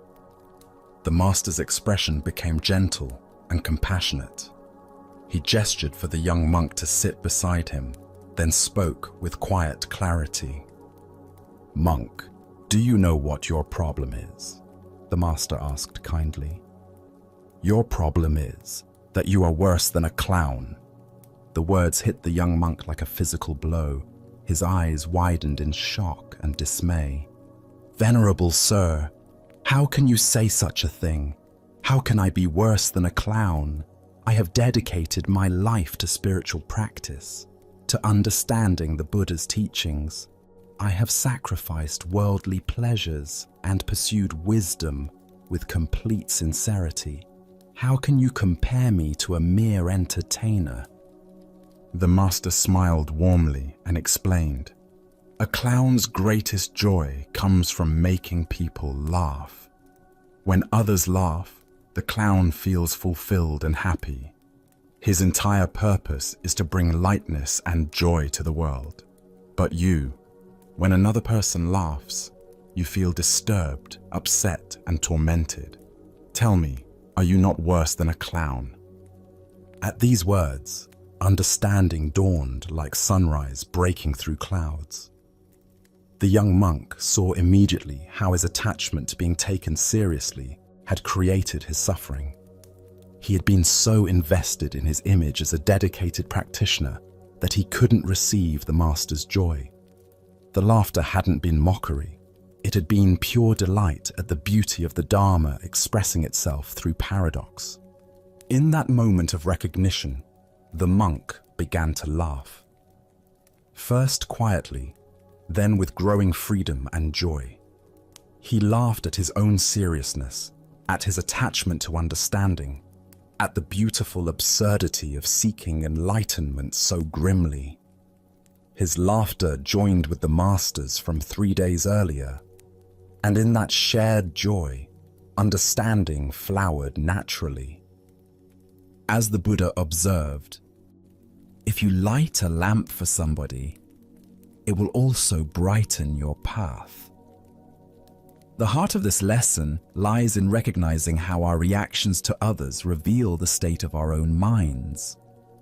Why do we become disturbed when others express joy in ways we don't understand? Zen Buddhism points to several patterns that create this type of suffering. First is our attachment to being understood and validated. The young monk's disturbance stemmed not from the master's laughter itself, but from his need for his question to be received with the seriousness he felt it deserved. Second is our identification with our spiritual image. When we become attached to being seen as sincere seekers, dedicated practitioners, or wise students, we lose the spontaneity and openness that allows genuine learning. The monk's investment in his identity as a serious practitioner made him unable to receive the teaching that was being offered through laughter. Third is our limited understanding of how wisdom can be transmitted. We expect spiritual teaching to arrive in familiar forms, solemn explanations, careful analysis, traditional formats. But enlightenment often comes through unexpected doorways. A master's laughter, a child's innocent question, the sound of a bell, or a moment of complete ordinariness. Consider how often we miss teachings because they don't match our expectations. Perhaps someone's casual comment contains exactly the insight we need, but we dismiss it because the person seems less knowledgeable than us. Maybe life presents us with lessons through situations we find annoying or people we consider frivolous. Zen teacher Suzuki Roshi said, "In the beginner's mind, there are many possibilities, but in the expert's mind, there are few." The young monk's expertise had become a barrier to learning. His certainty about how spiritual teaching should look prevented him from receiving the profound lesson being offered through unexpected laughter. The story points us toward a fundamental question. Are we seeking understanding, or are we seeking to be understood? Are we open to wisdom arriving in any form, or do we require it to validate our preconceptions? The master's laughter was a teaching about the joy inherent in the Dharma itself, the playful, spontaneous, beyond logic nature of awakened understanding. Tonight, as you encounter responses from others that don't match your expectations, can you remember the monk's revelation? Perhaps someone's laughter when you expected seriousness, their casualness when you hoped for depth, or their joy when you felt the situation called for gravity might contain teachings you haven't yet recognized. Buddha spoke of this when he said, "Thousands of candles can be lighted from a single candle, and the life of the candle will not be shortened. Happiness never decreases by being shared." The master's laughter was not diminishing the Dharma, but celebrating its inexhaustible joy, a joy the monk discovered he could share rather than resist. Let us now explore a story about acceptance, natural cycles, and what true prosperity means. This is the teaching of the rich man and the master's blessing.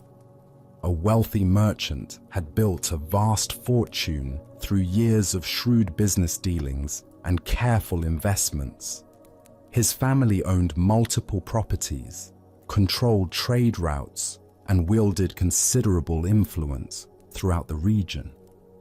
As he aged, the merchant became increasingly concerned about ensuring his family's continued prosperity long after his death. Having heard of a renowned Zen master whose wisdom was said to transcend ordinary understanding, the merchant decided to commission something special. He approached the master with a request that seemed both generous and practical. "Master," he said, bowing respectfully while displaying his finest robes and jewelry, "I would like to commission you to write something profound that will encourage the prosperity of my family for generations to come, something that my descendants can treasure and draw inspiration from long after I am gone. Money is no object. I simply want the most powerful blessing you can provide." The master listened quietly to this request, observing the merchant's obvious wealth and the sincere concern he felt for his family's future. After a moment of contemplation, he nodded his agreement and asked for a large piece of the finest paper. The merchant watched eagerly as the master prepared his brush and ink with ceremonial care. He expected elaborate calligraphy, perhaps ancient wisdom about accumulating wealth, or powerful mantras that would ensure his family's continued success in business and life. The master's reputation suggested that whatever he wrote would be both beautiful and profound. With simple, elegant strokes, the master wrote just 7 words. "Father dies, son dies, grandson dies." When the merchant read what had been written, his face flushed red with anger and disbelief. This was not at all what he had expected or requested. "Master!" he exclaimed, his voice rising with indignation. "I asked you to write something that would bring happiness and prosperity to my family for generations.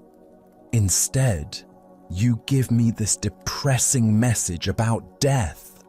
Why do you give me something so depressing like this?" The master looked at him with calm, compassionate eyes and began to explain the deeper meaning behind what might appear to be a morbid prediction. "Consider carefully what I have written," the master said gently. "If your son should die before you, this would bring unbearable grief to your family. Parents are not meant to outlive their children. Such loss creates a wound that never fully heals. If your grandson should die before your son, this too would bring tremendous sorrow to your family and disrupt the natural flow of life." The merchant began to listen more carefully, sensing there was something deeper in the master's words than he had initially understood. "But if your family continues, generation after generation, with each death occurring in the natural order I have described, this represents the ideal course of life. This is the pattern that brings the least suffering and the greatest harmony. This natural succession, where each generation has time to live fully before passing responsibility to the next, is true happiness and genuine prosperity." As the Buddha taught, of all things, impermanence is the most sacred. This ancient wisdom illuminates why accepting the natural order of life and death creates more genuine peace than any accumulation of material wealth ever could.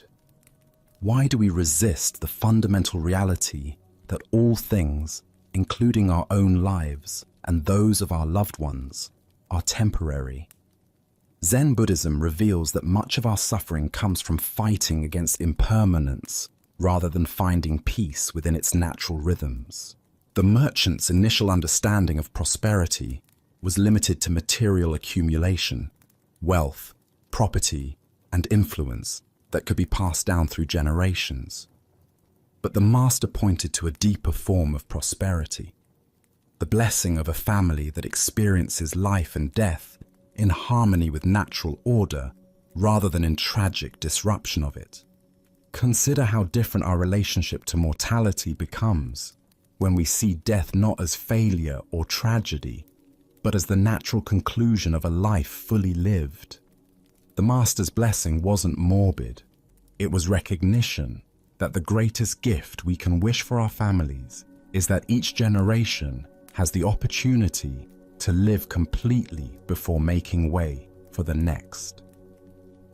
This teaching also reveals the limitation of trying to control the future through accumulation of resources.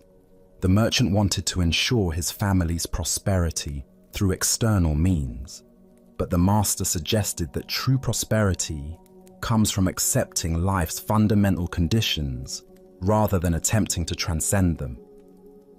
In our modern context, we often measure family success by material legacy, the wealth we leave behind, the properties we pass down, the financial security we provide. But how often do we consider the emotional and spiritual legacy of a family that understands and accepts life's natural rhythms? The Buddha said, "All conditioned things are impermanent. Strive on with diligence." This teaching reminds us that even while we work diligently to create good conditions for ourselves and our loved ones, the ultimate prosperity comes from understanding and accepting the temporary nature of all achievements. Look deeply at your own hopes and fears for your family's future. How much energy goes toward trying to control outcomes that are ultimately beyond our control? What would it mean to wish for your loved ones not immunity from life's natural processes, but wisdom and acceptance in meeting them? The master's blessing contains a profound recognition. The alternative to natural order is not preservation, but tragedy. By wishing for the normal sequence of generational transition, he was wishing for the absence of the premature deaths and disrupted cycles that create the deepest forms of suffering. Tonight, as you consider what you most hope for your family and loved ones, can you remember the master's wisdom? Can you see that the greatest blessing might not be the avoidance of mortality, but the grace to experience it in harmony with natural order? Buddha's wisdom reminds us, better than 1,000 hollow words is one word that brings peace. The master's 7 words brought the merchant face to face with the ultimate reality that no amount of wealth can change: our participation in the endless cycle of birth, life, and death that characterizes all existence. True prosperity lies not in escaping this cycle, but in dancing gracefully within it. Let us now turn to a tale about the courage to trust life's current. This is the story of the Crystal River. In the depths of a great crystal river, where water flowed clear as mountain air, there lived an entire village of small creatures. The river's current moved above them like a gentle breath, carrying the wisdom of countless springs and distant seas. Young and old, rich and poor, all made their home along the sandy bottom, each creature grasping tightly to stones, branches, and roots. For generations, clinging had been their way of survival. Every creature learned from birth to wrap their appendages around river rocks and fallen wood. "Hold on," the elders would say. "The current is dangerous. It will sweep you away to places unknown. Safety lies in staying exactly where you are." But one small creature grew weary of this endless grasping. Day after day, he watched the current flow overhead, seeing how it moved with such purpose and grace. While his neighbors complained about the effort required to maintain their grip, he found himself wondering what it might feel like to trust that flowing water. "I am tired of clinging," he announced one morning. "Though I cannot see where it leads, I trust that the current knows its destination. I shall let go and allow it to carry me where it will, for I fear that if I continue clinging, I shall die of boredom before I ever truly live." The other creatures gasped in horror. "Fool!" they cried. "Let go, and that current will tumble you mercilessly across the rocks below. You will be battered and broken, dying far more quickly than any boredom could kill you."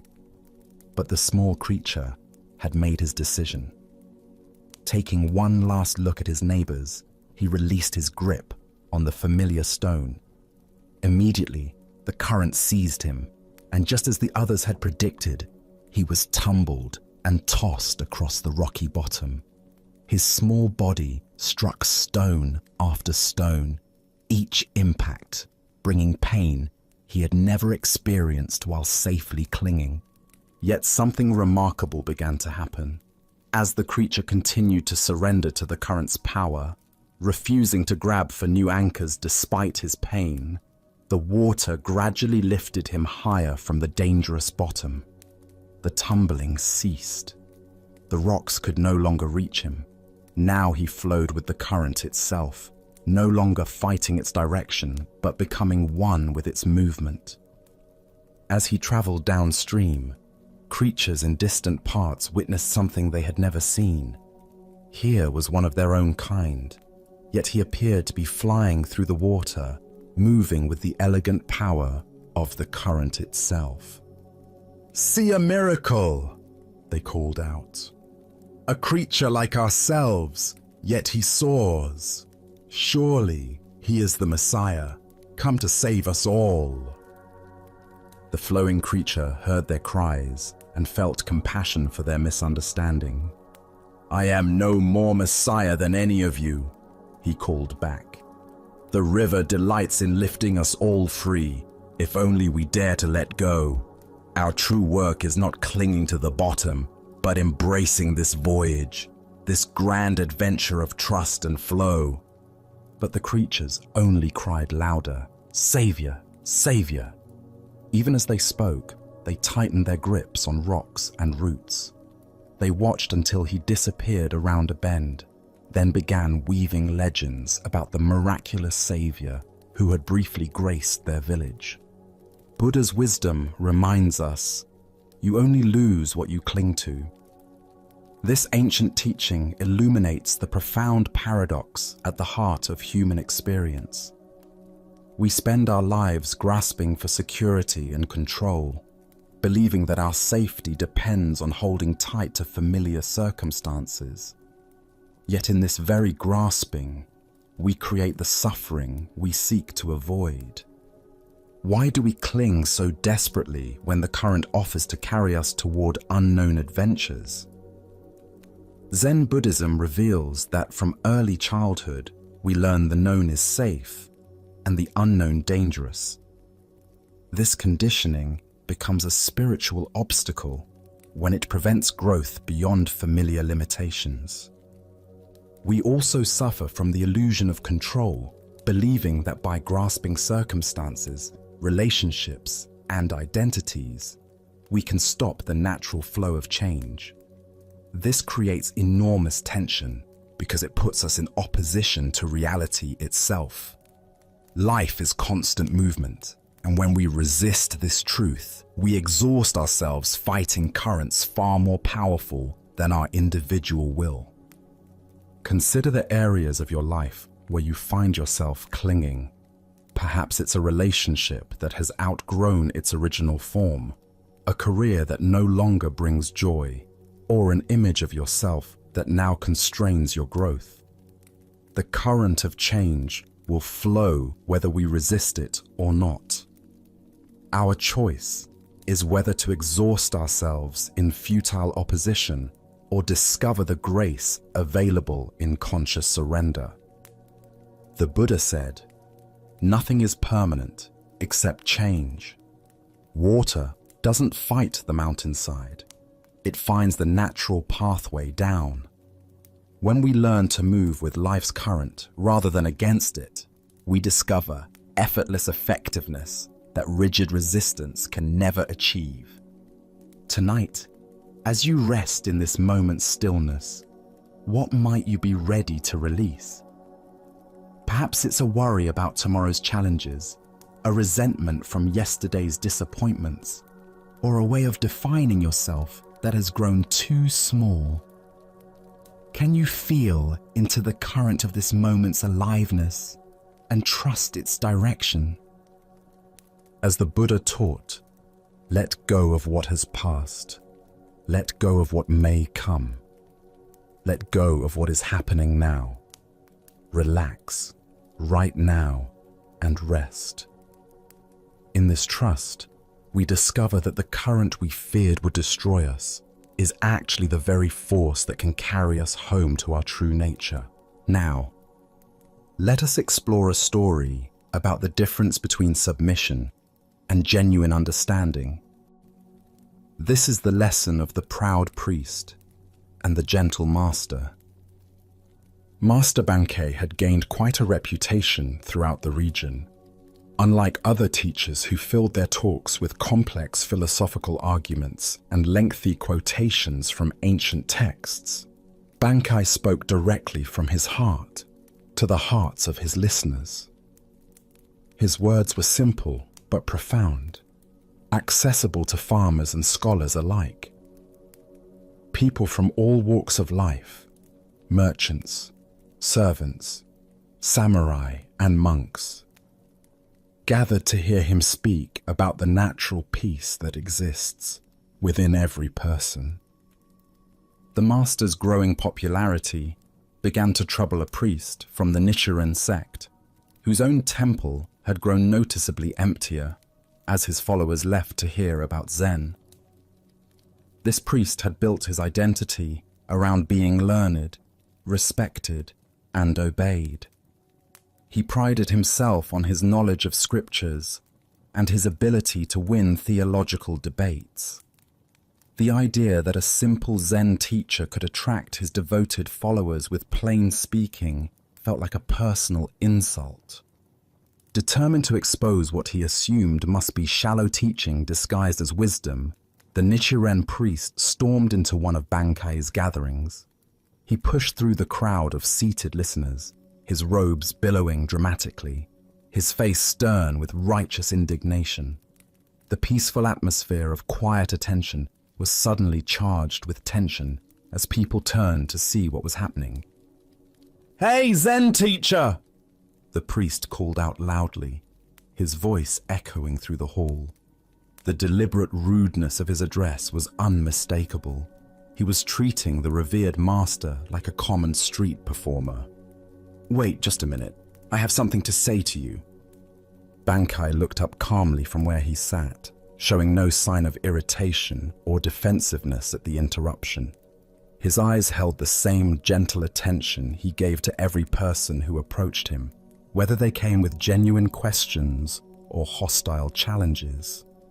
"All these people here respect you and will obey whatever you say," the priest continued, his voice growing louder as he warmed to his challenge.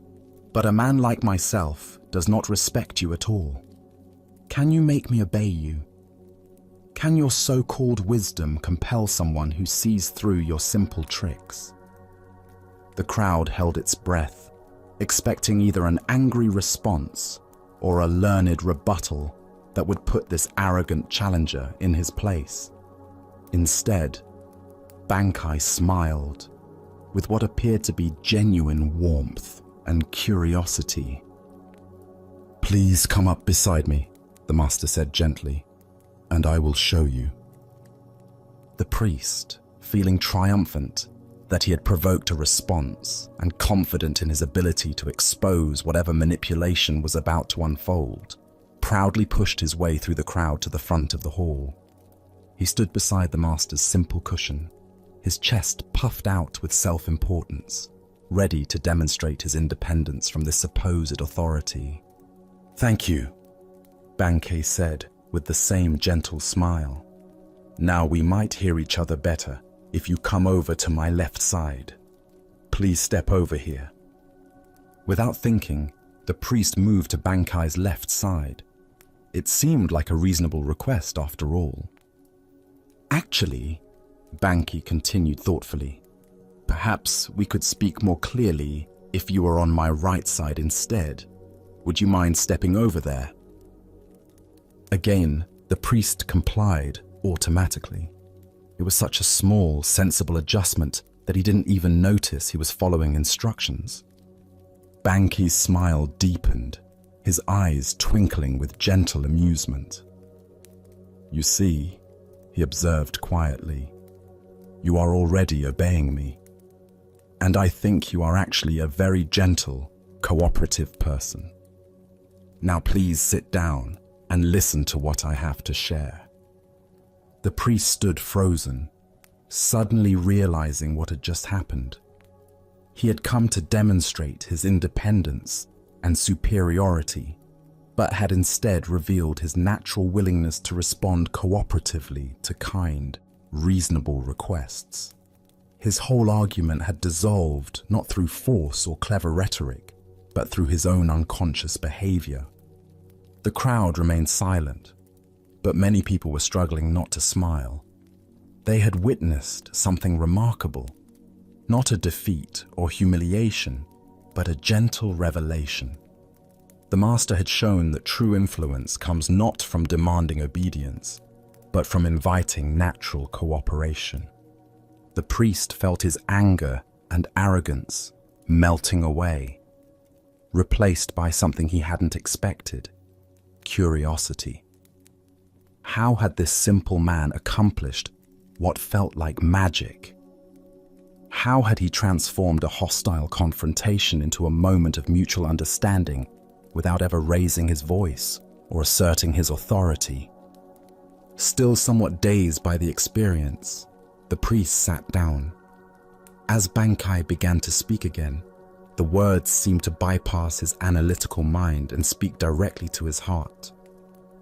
For the first time in years, he listened not to find flaws or prepare counter-arguments, but simply to hear what was being offered. Buddha's wisdom tells us, true obedience is not blind submission, but conscious harmony. This ancient wisdom illuminates the difference between the compliance that comes from fear or social pressure and the natural cooperation that arises from genuine understanding. Why do we so often confuse authority with authoritarianism, influence with coercion? Zen Buddhism points to our conditioning around power. We assume that getting others to cooperate requires force, manipulation, or the assertion of superiority. But the deepest teaching here shows us that true leadership emerges from understanding human nature, not from overpowering it. The priest came expecting to encounter someone who would try to dominate him because that was the only model of authority he knew, when instead he met someone who simply invited his natural cooperativeness. His entire framework for understanding power and influence was gently challenged. Consider your own experiences with authority. The teachers, bosses, or leaders who most positively influenced your life. Did they command your respect through force, or did they earn it by appealing to your better nature? The difference is profound. Forced compliance creates resentment and resistance, while invited cooperation creates genuine change. In our daily relationships, we often fall into the same trap as the priest. We approach conflicts assuming we need to overpower others to get what we want. We prepare arguments, marshal our defenses, and ready ourselves for battle. But Banki's approach suggests a different possibility. What if we assumed the best about others and invited their natural wisdom to emerge? Zen teacher Thich Nhat Hanh wrote, "When another person makes you suffer, it is because he suffers deeply within himself, and his suffering is spilling over." The priest's aggression came from his own insecurity and fear of being displaced. Bankai's genius lay in seeing past the hostile surface to the suffering underneath, then responding to the suffering rather than the aggression. This doesn't mean being passive or allowing ourselves to be mistreated. Bankai maintained clear boundaries and didn't submit to the priest's demands for a debate. Instead, he redirected the energy of the encounter towards something more constructive. He transformed a potential power struggle into a teaching moment. The Buddha taught, hatred is never appeased by hatred in this world. By non-hatred alone is hatred appeased. This is a law eternal. This principle applies not just to obvious hatred, but to all forms of resistance and conflict. When we meet resistance with resistance, we simply create more tension. When we meet resistance with understanding, we create space for transformation. Tonight, as you consider the relationships and situations in your life where you feel the need to assert your will or defend your position, can you remember the gentle master who never commanded obedience, yet received complete cooperation? Can you find ways to invite others' natural wisdom rather than trying to overpower their resistance? As the Buddha observed, in separateness lies the world's greatest misery. In compassion lies the world's true strength. True authority comes not from the power to make others obey, but from the wisdom to help them discover their own desire to cooperate in creating something beautiful together. As we continue our journey through the wisdom of Zen Buddhism, let us explore a story about the most fundamental truth that surrounds us yet remains invisible. This is the tale of the fish and the ocean. In the vast depths of the Pacific, where sunlight filtered down through layers of blue and green, and coral gardens swayed in gentle currents, a young fish swam restlessly through familiar waters. Despite being surrounded by the wonder of ocean life, schools of silver fish moving like liquid metal, sea anemones dancing in the current, and the rhythmic pulse of waves far above, the young fish felt troubled by a persistent question. One day, approaching an ancient sea turtle whose shell bore the scars and wisdom of countless journeys, the young fish asked earnestly, "Elder, I keep hearing other sea creatures talk about something they call the ocean. They speak of it with such reverence, as if it's the most important thing in existence. But I've searched everywhere, and I cannot find this ocean anywhere. What exactly is this mysterious thing everyone talks about?" The old turtle's eyes, deep and patient like tidal pools, regarded the young fish with gentle amusement. "Little one," the turtle replied in a voice worn smooth by decades of storms and calms, "the ocean is this very thing that surrounds you on all sides at every moment." The young fish looked around frantically, darting left and right, swimming up toward the distant surface and down toward the sandy bottom. "But I don't see anything surrounding me. There's nothing here but water and fish and plants and rocks.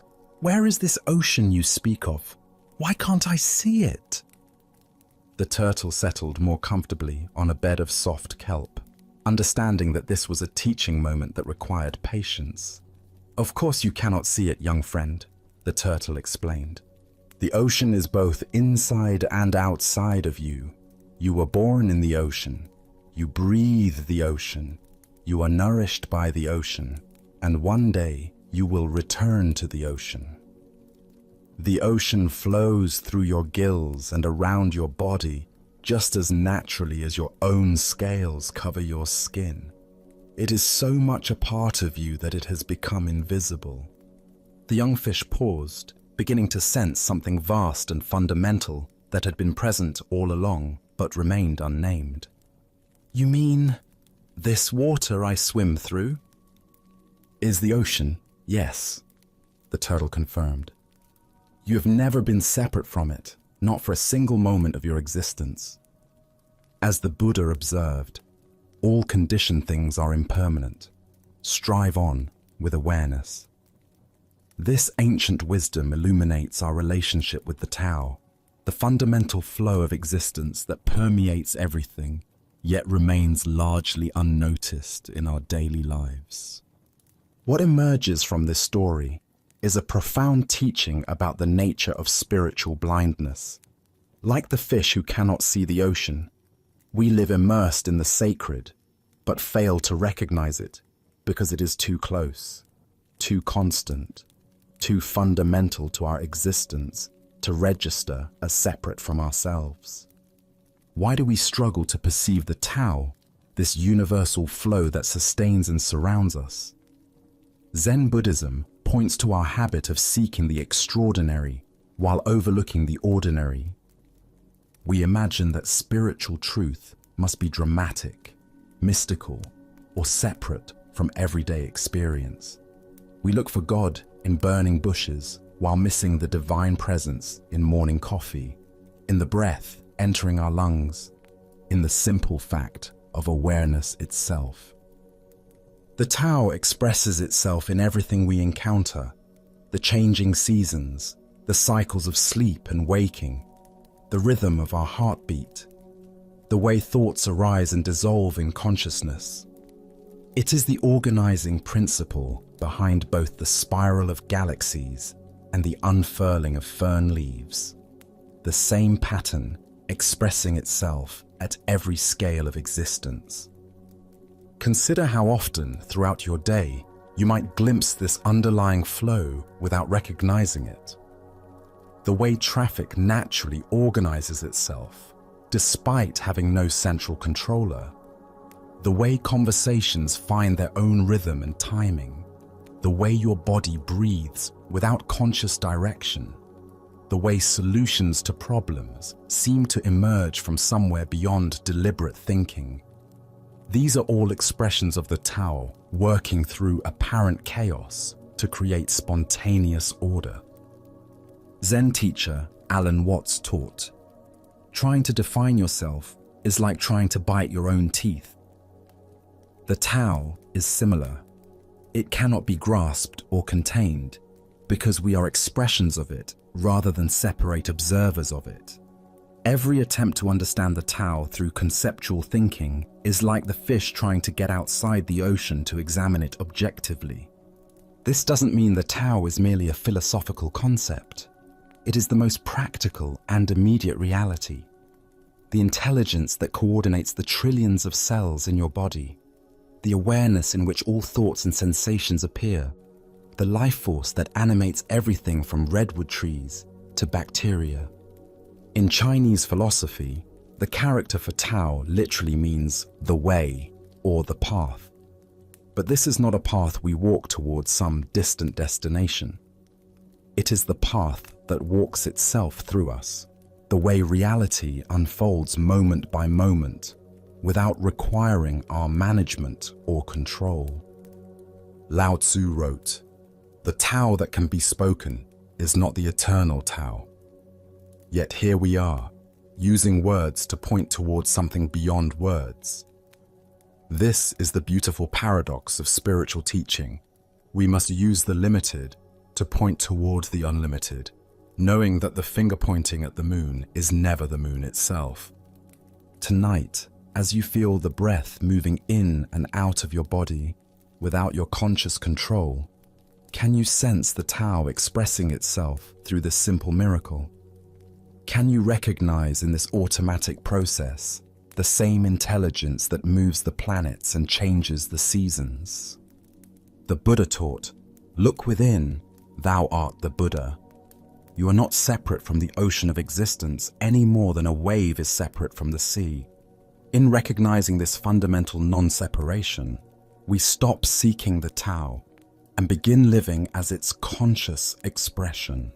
Our next story reveals the power of returning to what is real when fear threatens to overwhelm us. This is the tale of the captured warrior. In ancient Japan, during a time of constant warfare between rival clans, a skilled warrior found himself on the losing side of a fierce battle.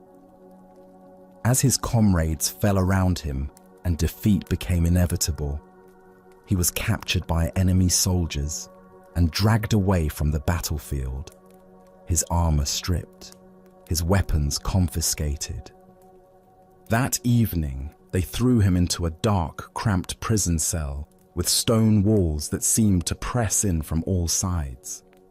The heavy wooden door slammed shut with a finality that echoed through his bones. As darkness settled over the prison, the warrior's mind began to race with terrifying possibilities. Tomorrow, they would come for him. He knew the customs of war. First would come the interrogation, designed to extract information about his lord's defenses, troop movements, and strategic plans. When he refused to speak, as honor demanded, they would resort to torture. Hot iron, bamboo splinters under his fingernails, methods he had heard described in hushed tones by other warriors. And when they had extracted what they could, or when they grew tired of his silence, would come the execution. As these thoughts consumed him, his heart began to pound so violently he feared it might burst. His breathing became shallow and rapid. Sweat beaded on his forehead despite the cool night air.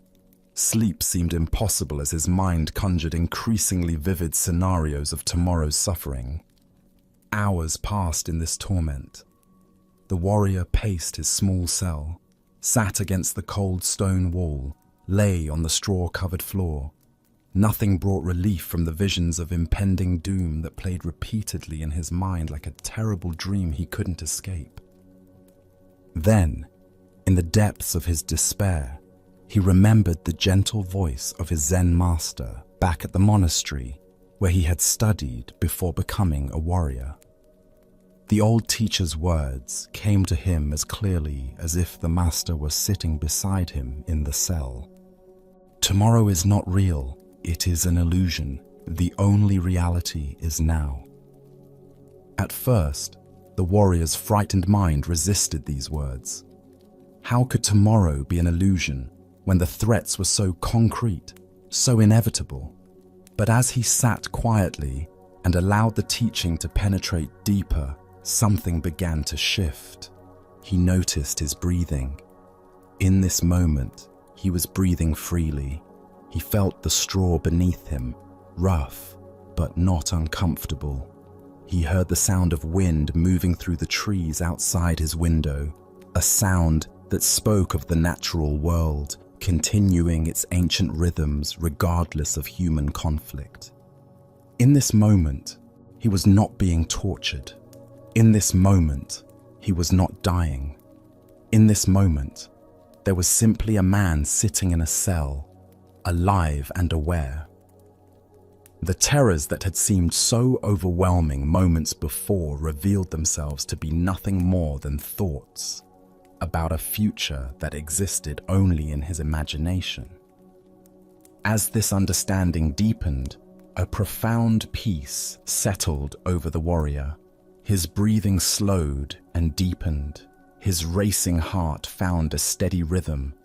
For the first time since his capture, he smiled. The master's wisdom had freed him from a prison far more confining than the stone walls around him, the prison of anxious thoughts about tomorrow. Within minutes, the warrior fell into a deep, peaceful sleep.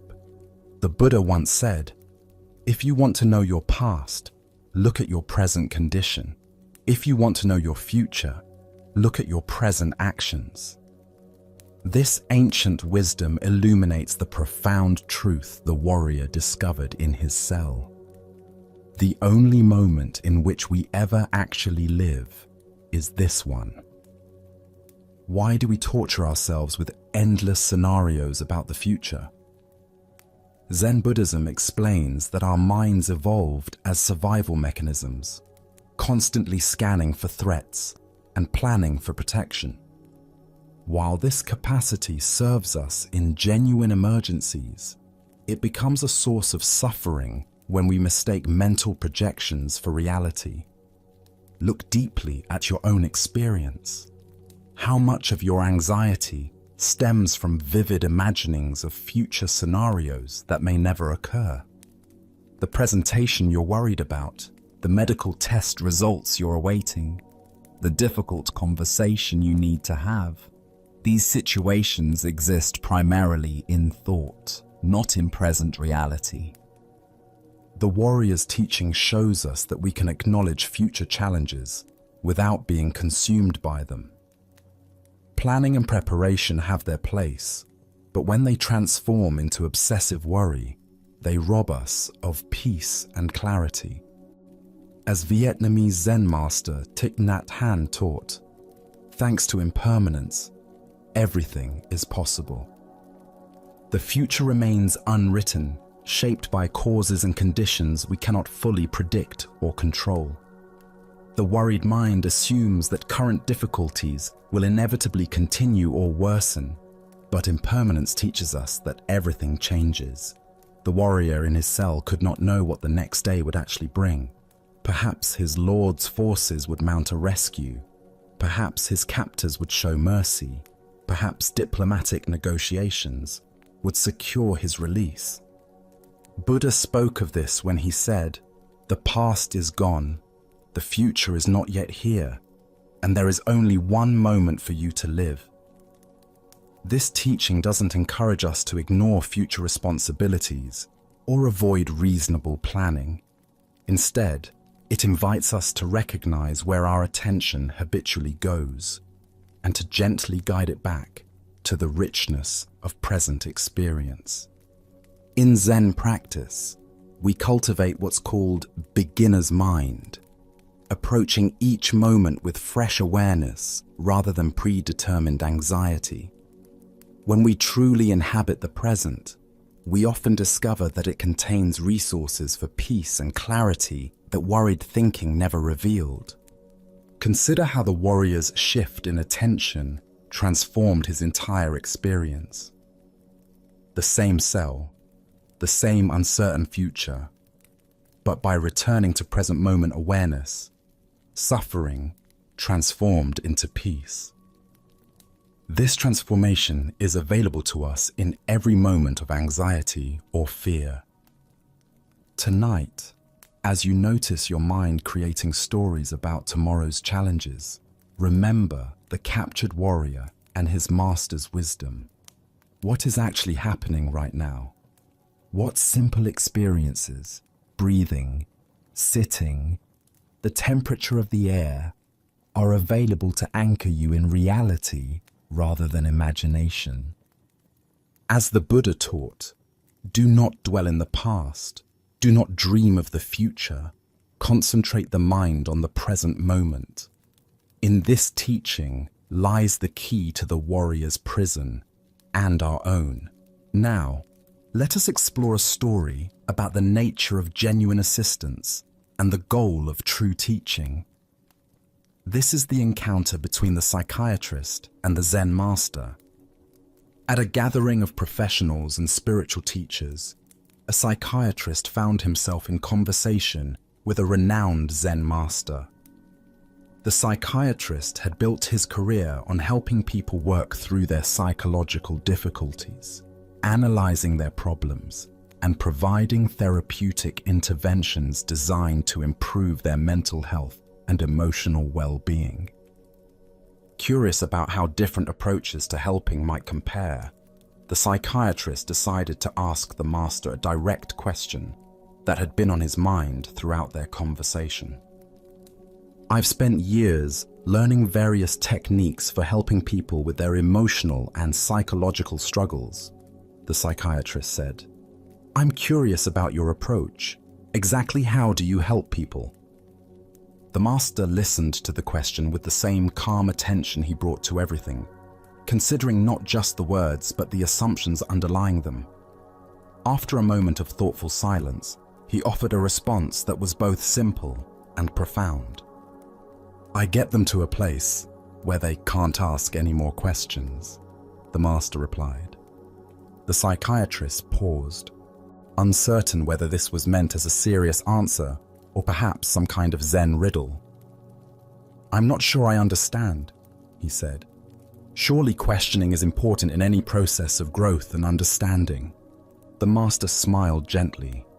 Questions arise from the mind that believes it lacks something.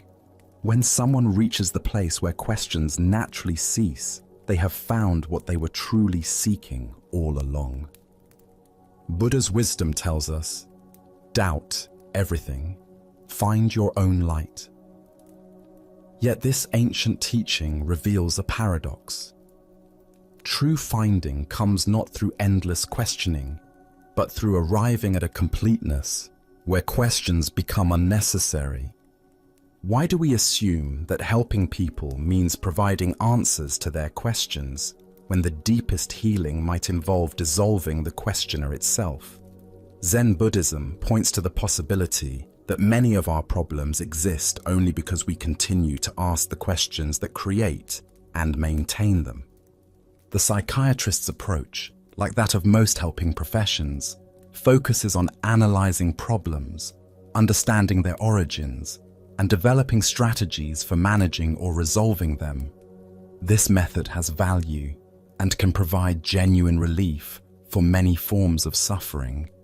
But the master's approach suggests something more radical. Helping people transcend the very framework that generates their problems. Consider the endless questions that occupy your own mind. How can I be happier? Why do I keep making the same mistakes? What should I do with my life? How can I find meaning? Each question implies a questioner who lacks something, who needs something, who must figure something out. But what if the questioner itself is the source of the seeking? In Zen practice, we discover that many of our problems are maintained by the very effort to solve them. The mind that constantly asks, "How can I find peace?" is the same mind that disturbs the peace that is naturally present. The person who desperately seeks enlightenment may be reinforcing the very sense of separation that creates the feeling of being unenlightened. The master's method of getting people where they can't ask any more questions isn't about suppressing inquiry or promoting ignorance. Rather, it's about guiding people to a direct experience of completeness where questions naturally dissolve because there's nothing more to seek. Zen Master Bankai taught, the unborn Buddha mind can handle anything that comes up. When someone truly realizes their fundamental completeness, questions about how to be complete simply cease to arise. Problems don't need to be solved. They're recognized as temporary appearances in the vast space of awareness. This doesn't mean practical questions disappear entirely. What should I have for lunch? Or, which route should I take to work? Are functional questions that serve practical purposes.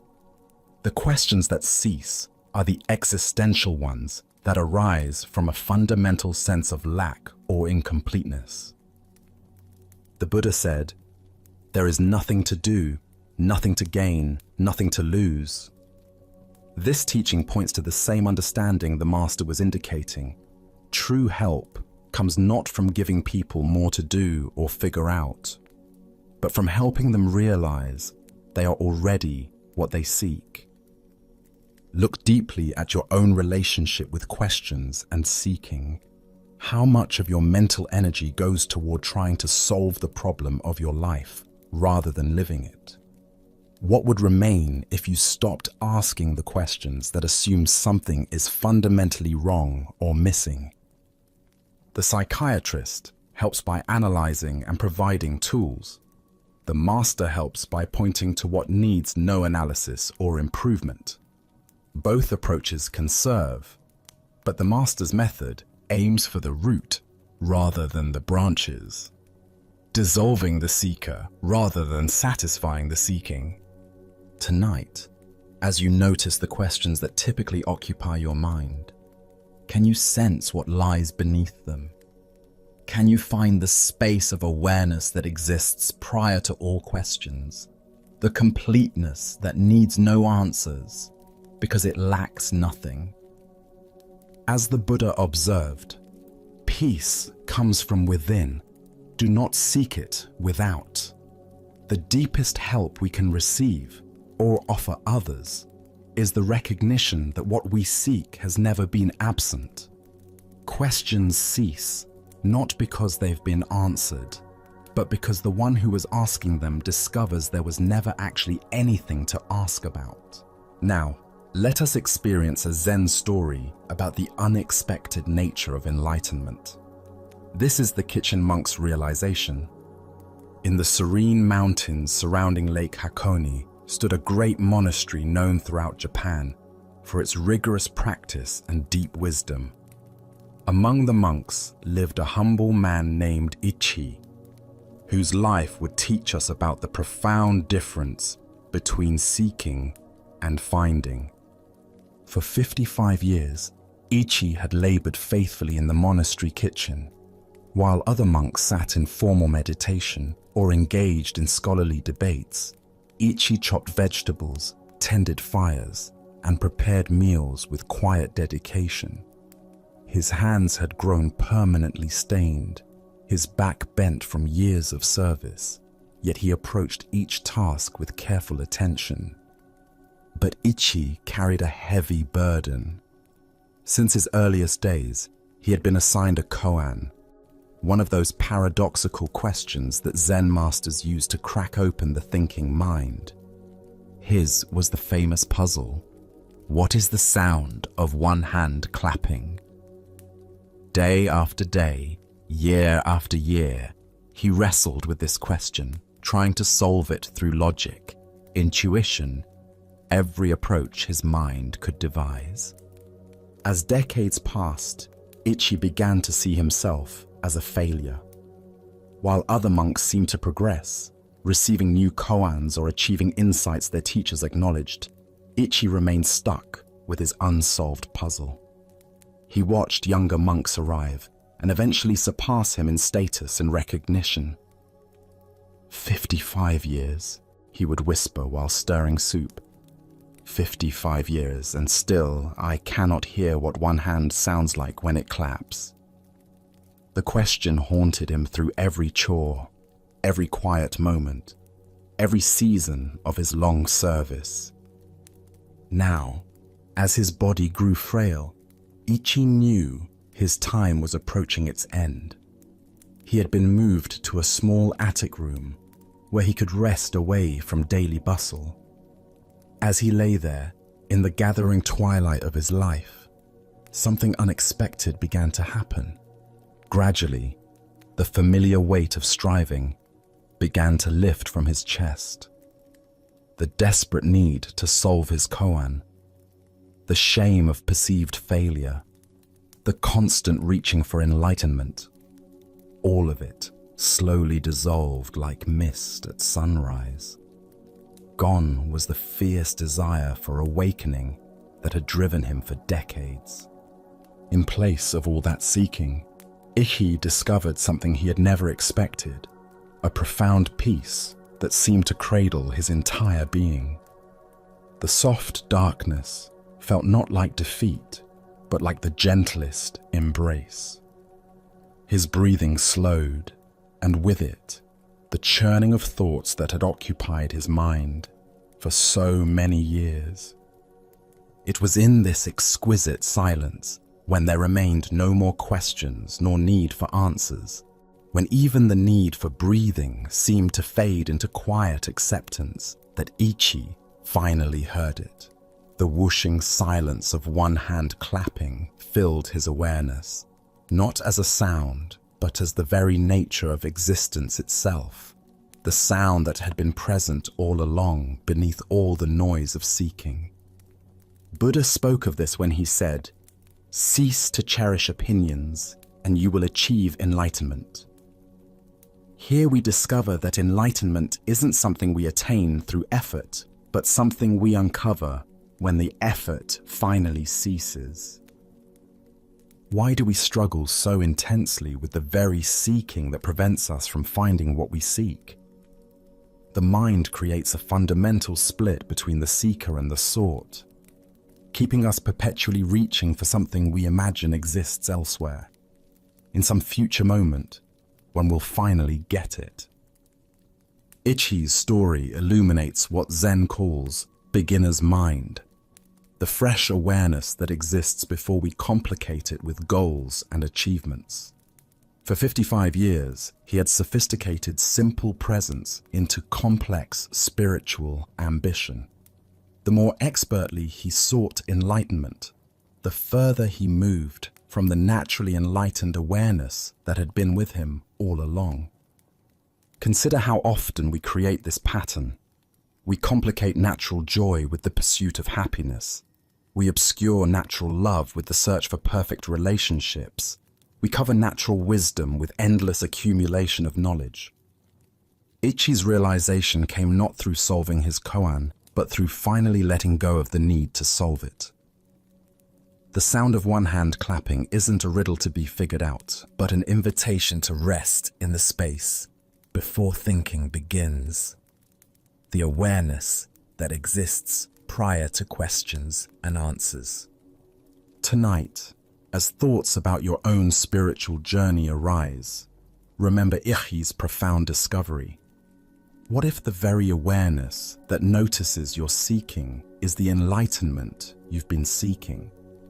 The sound of one hand clapping might be closer than you think, in the very listening that hears all sounds, including silence. As the Buddha taught, peace comes from within. Do not seek it without. Sometimes the greatest achievement is the willingness to stop achieving and simply rest in what has always been present. Now let us explore a story about the power of belief and the destiny we create through faith itself. This is the tale of the general and the coin that revealed truth. A Japanese general faced an impossible situation. His army was greatly outnumbered by enemy forces. The terrain favored his opponents, and by every conventional measure of military strategy, the coming battle should result in devastating defeat. Yet something deep within him remained convinced that victory was possible. Perhaps it was intuition, perhaps it was desperate hope, but he felt certain that his cause was just, and his troops, though fewer in number, possessed a fighting spirit that could overcome the odds. The problem was his soldiers. They could count as well as he could, and they had eyes to see the massive force arrayed against them. Fear rippled through their ranks like a contagion. Doubt clouded their faces. Whispered conversations filled with pessimism spread through the camp, and the general could sense that their morale was crumbling before the battle had even begun.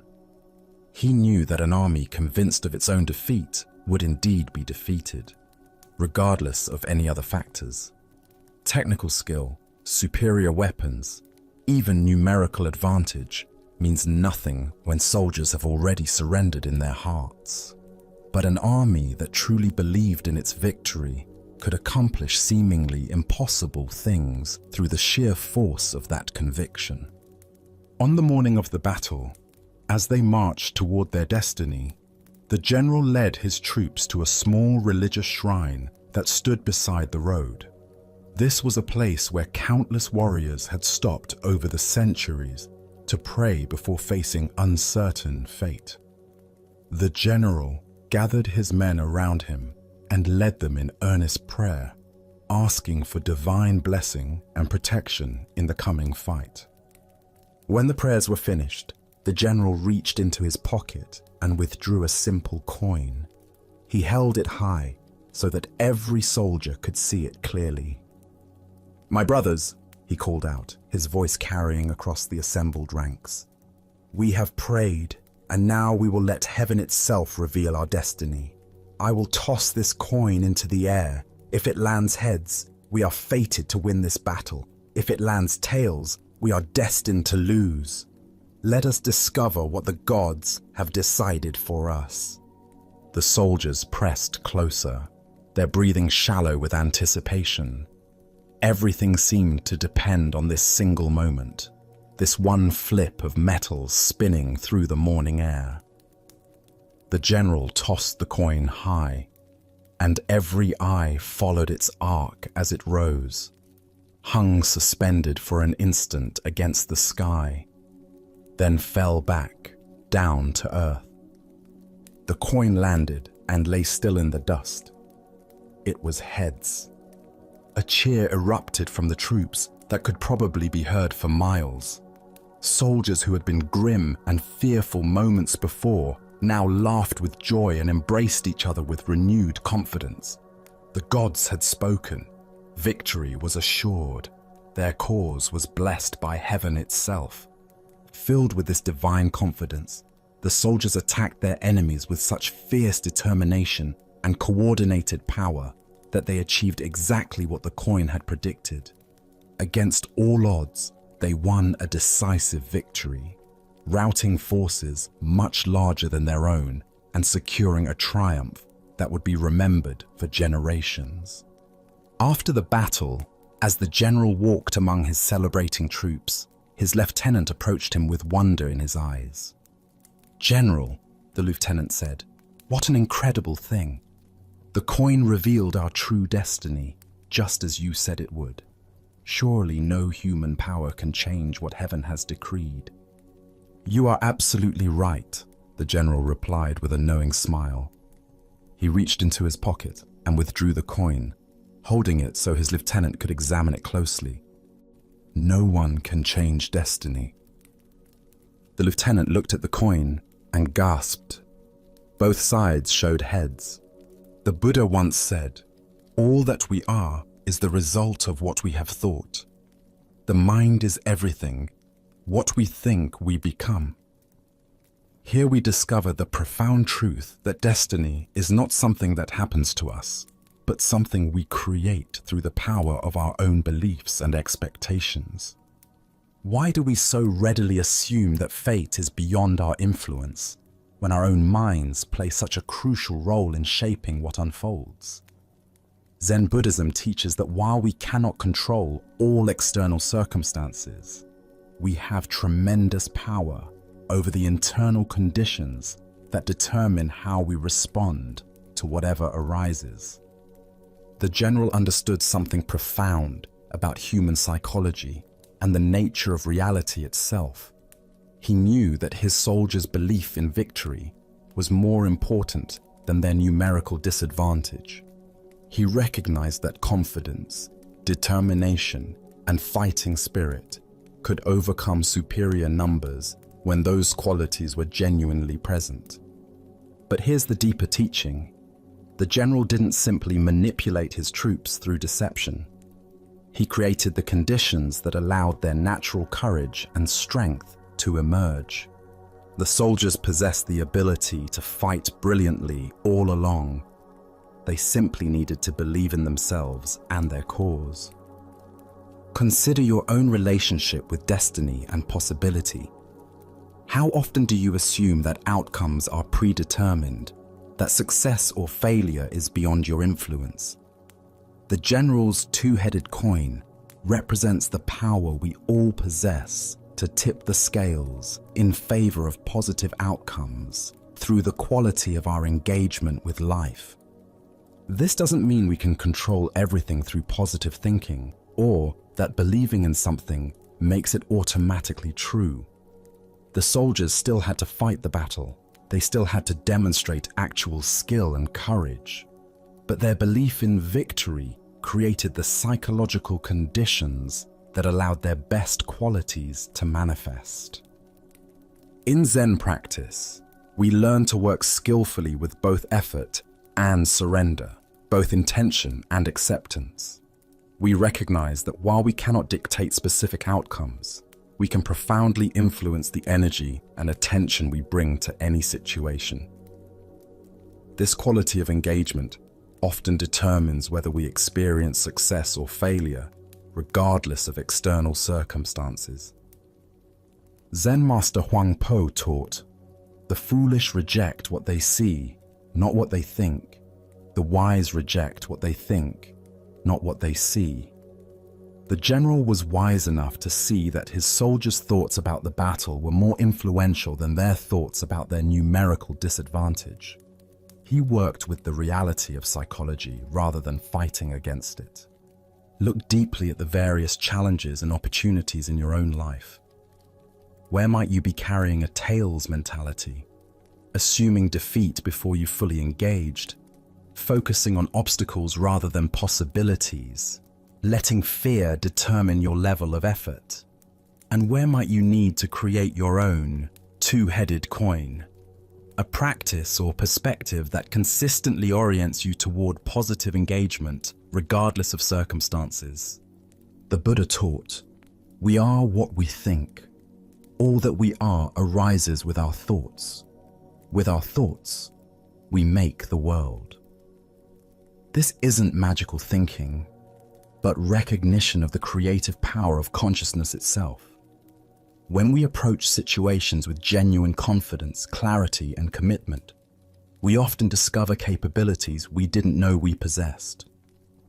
Tonight, as you consider the battles you're facing and the outcomes you're hoping for, can you find your own version of the general's wisdom? Can you create internal conditions that support your highest possibilities rather than your deepest fears? Can you recognize that while you cannot control destiny, you have profound influence over the beliefs and attitudes that shape how destiny unfolds through you? Buddha's wisdom reminds us, thousands of candles can be lighted from a single candle, and the life of the candle will not be shortened. Happiness never decreases by being shared. The general's confidence lit the flame of belief in every soldier's heart.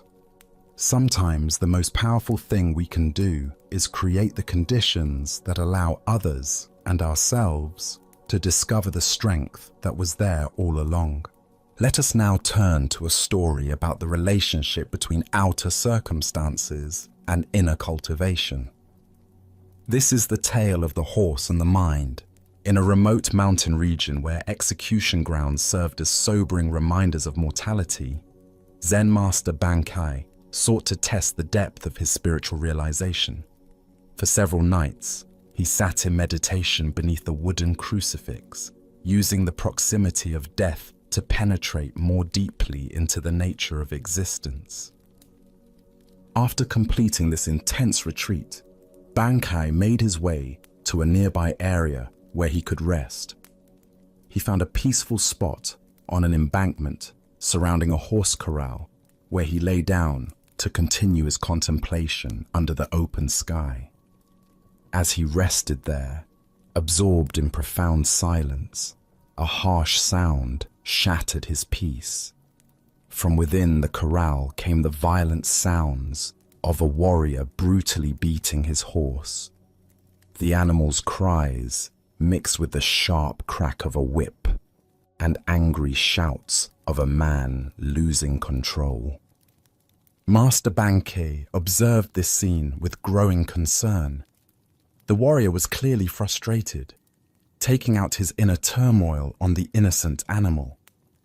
Each blow seemed to make the horse more agitated rather than more compliant, creating a vicious cycle of violence and resistance. Unable to remain silent, Bankai called out from his position. This time, something in the master's tone penetrated the warrior's rage. The man stopped his beating, climbed down from his horse, and approached the embankment. As he drew closer, his expression changed. There was something about this stranger that commanded respect, a quality of presence that spoke of deep, inner development. "You were yelling at me," the warrior said, his voice still carrying traces of anger, but now mixed with curiosity. Do you have something to tell me? Banki looked at the man with compassion, seeing not an enemy, but someone caught in the same cycles of frustration that trap us all. His response was simple yet profound. Rather than beat your horse for being unruly, why not chastise yourself and train your own mind right? The words hung in the air between them, like a bridge connecting two very different approaches to dealing with difficulty. The warrior had been trying to solve his problem through external force and control.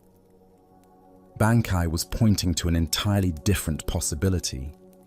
As the Buddha observed, conquer anger with non-anger, conquer badness with goodness, conquer meanness with generosity, conquer dishonesty with truth. This teaching captures the essence of what Bankai offered the frustrated warrior.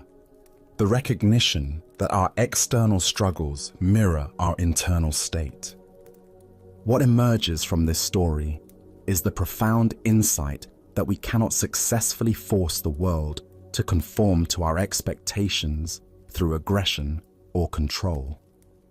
The warrior's approach, beating the horse into submission, represents how we often try to manage difficult circumstances in our own lives. We become frustrated with external conditions and respond with force, criticism, or manipulation, never recognizing that the real work lies within. Why do we instinctively blame external circumstances for our frustration? Buddhist psychology explains that the untrained mind seeks to maintain its comfort by controlling its environment, rather than developing the flexibility to respond skillfully to whatever arises. This creates what Zen calls pushing the river, exhausting ourselves, trying to force reality to match our preferences. Consider how this pattern manifests in daily life. The computer that crashes during an important project becomes the target of our anger, when the real issue is our attachment to having technology work perfectly. The traffic jam that makes us late triggers road rage, when the actual problem is our expectation that travel should always be smooth. The family member who doesn't respond to our advice becomes the focus of our frustration, when the deeper issue is our need to control others' choices. In each case, we're like the warrior beating the horse, applying force to external circumstances while ignoring the internal conditions that create our suffering. The horse represents the uncontrollable aspects of life: other people's behavior, natural events, technological failures, and the inherent unpredictability of existence. Zen teacher Pema Chodron writes, "You are the sky, everything else is just the weather." This points to the same truth Bankai offered the warrior. Instead of trying to control the weather of external circumstances, we can develop the spacious awareness that remains calm regardless of conditions. The real training involves learning to work with our own minds, rather than trying to force compliance from the world around us. This doesn't mean becoming passive or accepting harmful situations, but rather approaching challenges from a place of inner stability rather than reactive frustration. Buddhist practice offers specific techniques for this internal training. Mindfulness meditation teaches us to observe our reactive patterns without being swept away by them.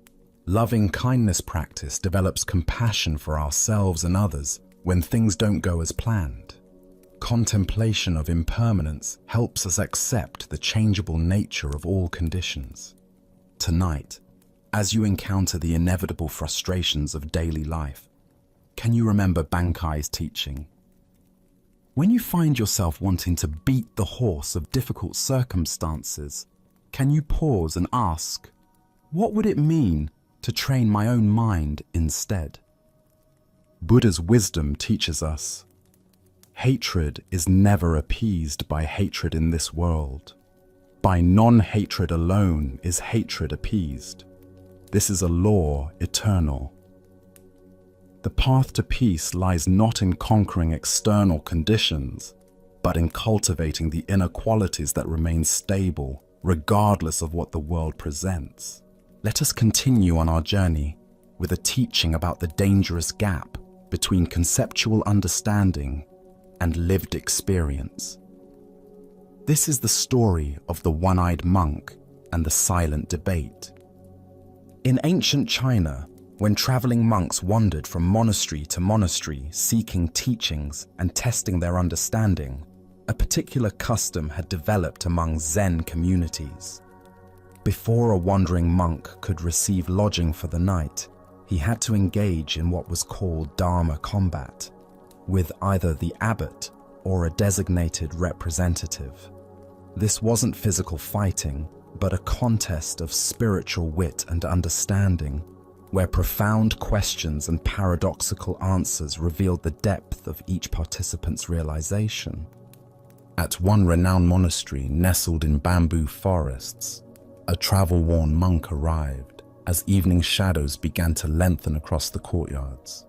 His robes were dusty from mountain paths, his straw sandals worn thin, but his eyes carried the alert brightness of someone genuinely seeking deeper understanding. The abbot, busy with evening duties, assigned his personal attendant to conduct the traditional Dharma encounter.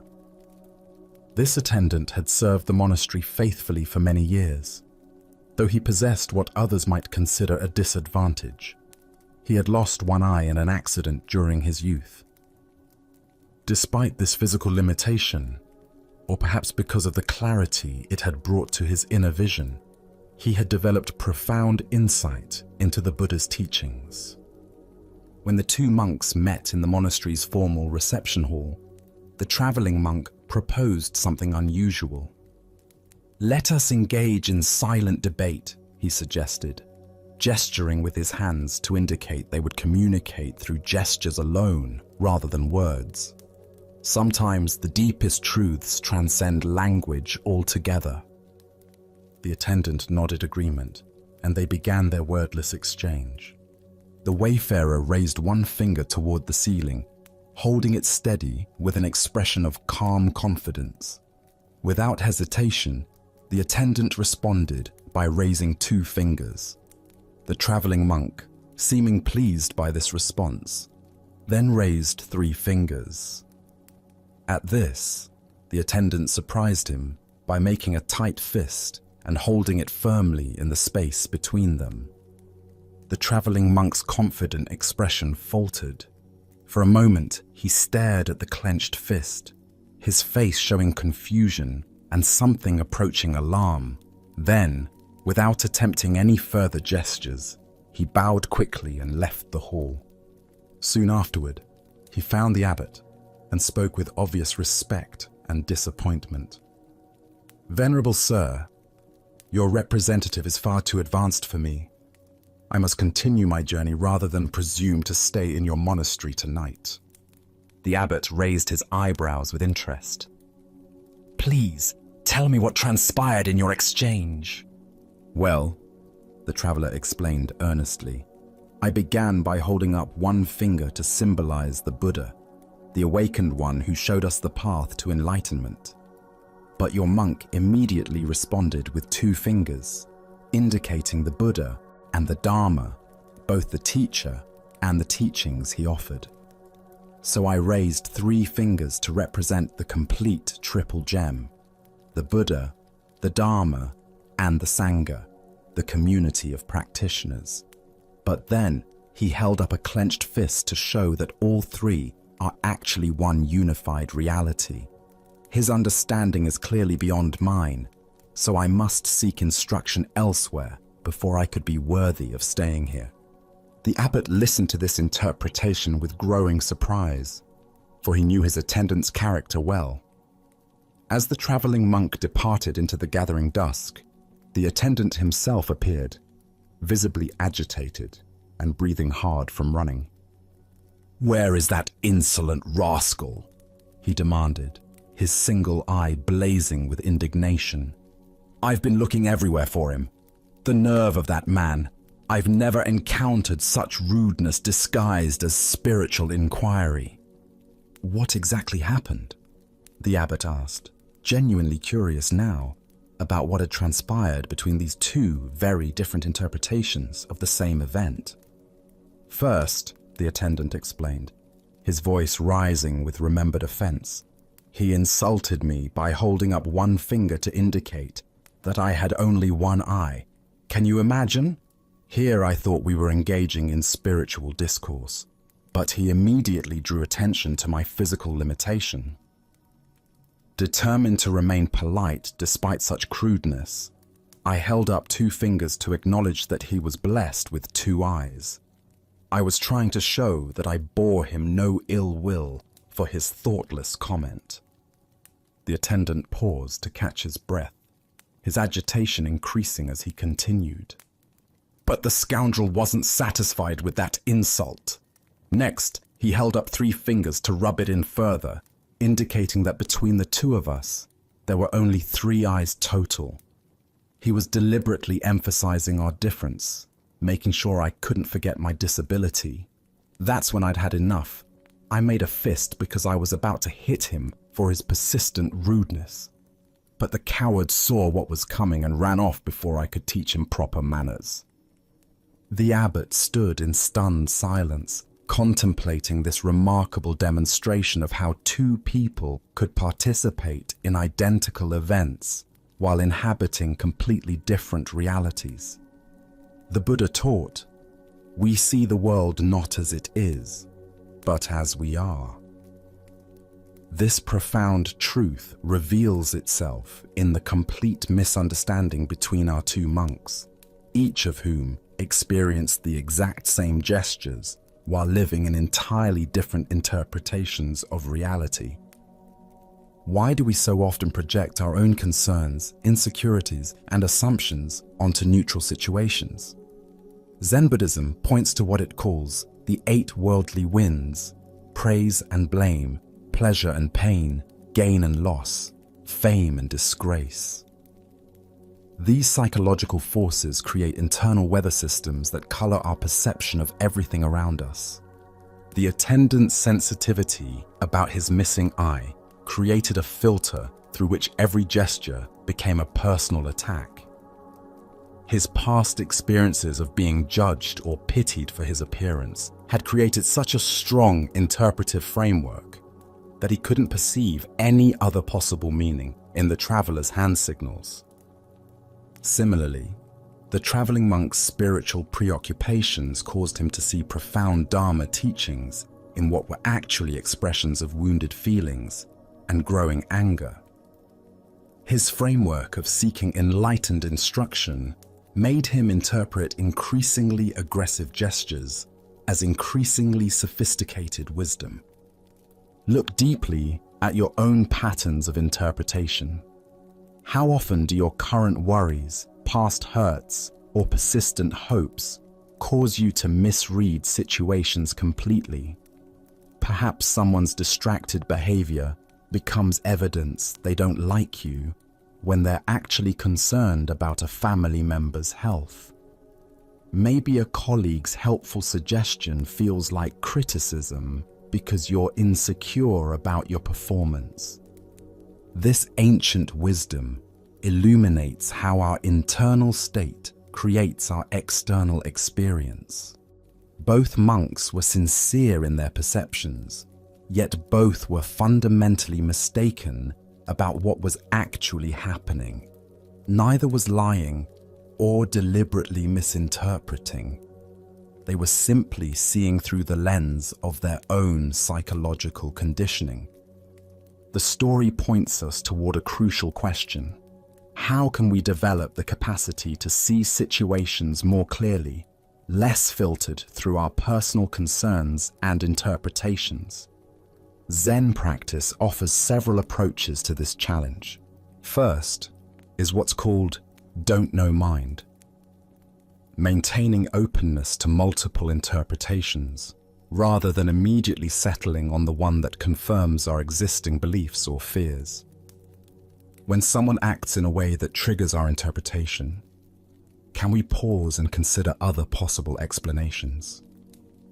Second is mindfulness of our own emotional states. The attendant might have noticed his rising sensitivity about his appearance and recognized how this was coloring his perception. The traveler might have observed his eagerness to find profound teachings and questioned whether he was seeing wisdom where none existed. Zen Master Bankei taught, "Your everyday mind, that is the way." This teaching invites us to examine the very mind that creates these interpretations, rather than constantly trying to figure out the correct interpretation of external events. The Buddha said, "Hatred is never appeased by hatred in this world. By non-hatred alone is hatred appeased. This is a law eternal." If the attendant had met the traveler's perceived insults with curiosity rather than defensiveness, if the traveler had questioned his assumptions about enlightened behavior, their encounter might have become a genuine teaching for both. Tonight, as you replay conversations and interactions from your day, can you notice how your own concerns and sensitivities might have shaped your interpretations? Can you sense the difference between what actually happened and the meaning your mind added to those events? As the Buddha taught, peace comes from within. Do not seek it without. By understanding how our internal weather creates our external storms, we discover the possibility of clear seeing that serves both wisdom and compassion. Tonight, as we draw these stories to a close, can you feel how the calm you've discovered isn't something you need to chase or achieve, but something that was always there, waiting quietly in your own awareness? Can you sense that the wisdom you've touched through these tales doesn't live only in ancient monasteries or distant mountains, but right here in your own mind, available whenever you remember to look? The Buddha taught us, the way is not in the sky, the way is in the heart. This truth reminds us that clarity and contentment don't require perfect conditions or special knowledge, but grow naturally from our willingness to meet this moment with open attention. Each story tonight has pointed to the same simple revelation, that struggle softens when we stop fighting reality, that freedom appears when we let go of what we cannot control, and that genuine peace unfolds when we see through our habitual patterns of resistance. Even when your thoughts wander, even when old worries try to resurface, the understanding you've absorbed tonight has taken root in your awareness, ready to offer guidance whenever you need it most. These aren't just stories to remember, but invitations to live differently, to respond rather than react, to find stillness in the midst of whatever comes. Notice, as you settle into rest, that these ancient lessons haven't revealed some distant goal, but have shown you how to be fully here, fully present, exactly as you are. In this gentle quiet that surrounds you now, can you feel how your breathing has deepened, how your body has relaxed, and how your mind has found its natural rhythm? As you carry this peace with you into tomorrow and beyond, remember that you take with you not just the stories themselves, but the deeper understanding they've awakened in your own experience. May this quiet confidence stay with you, supporting you through whatever challenges or joys lie ahead. Sleep well, and thank you for joining us on this journey at Sleepy Monk.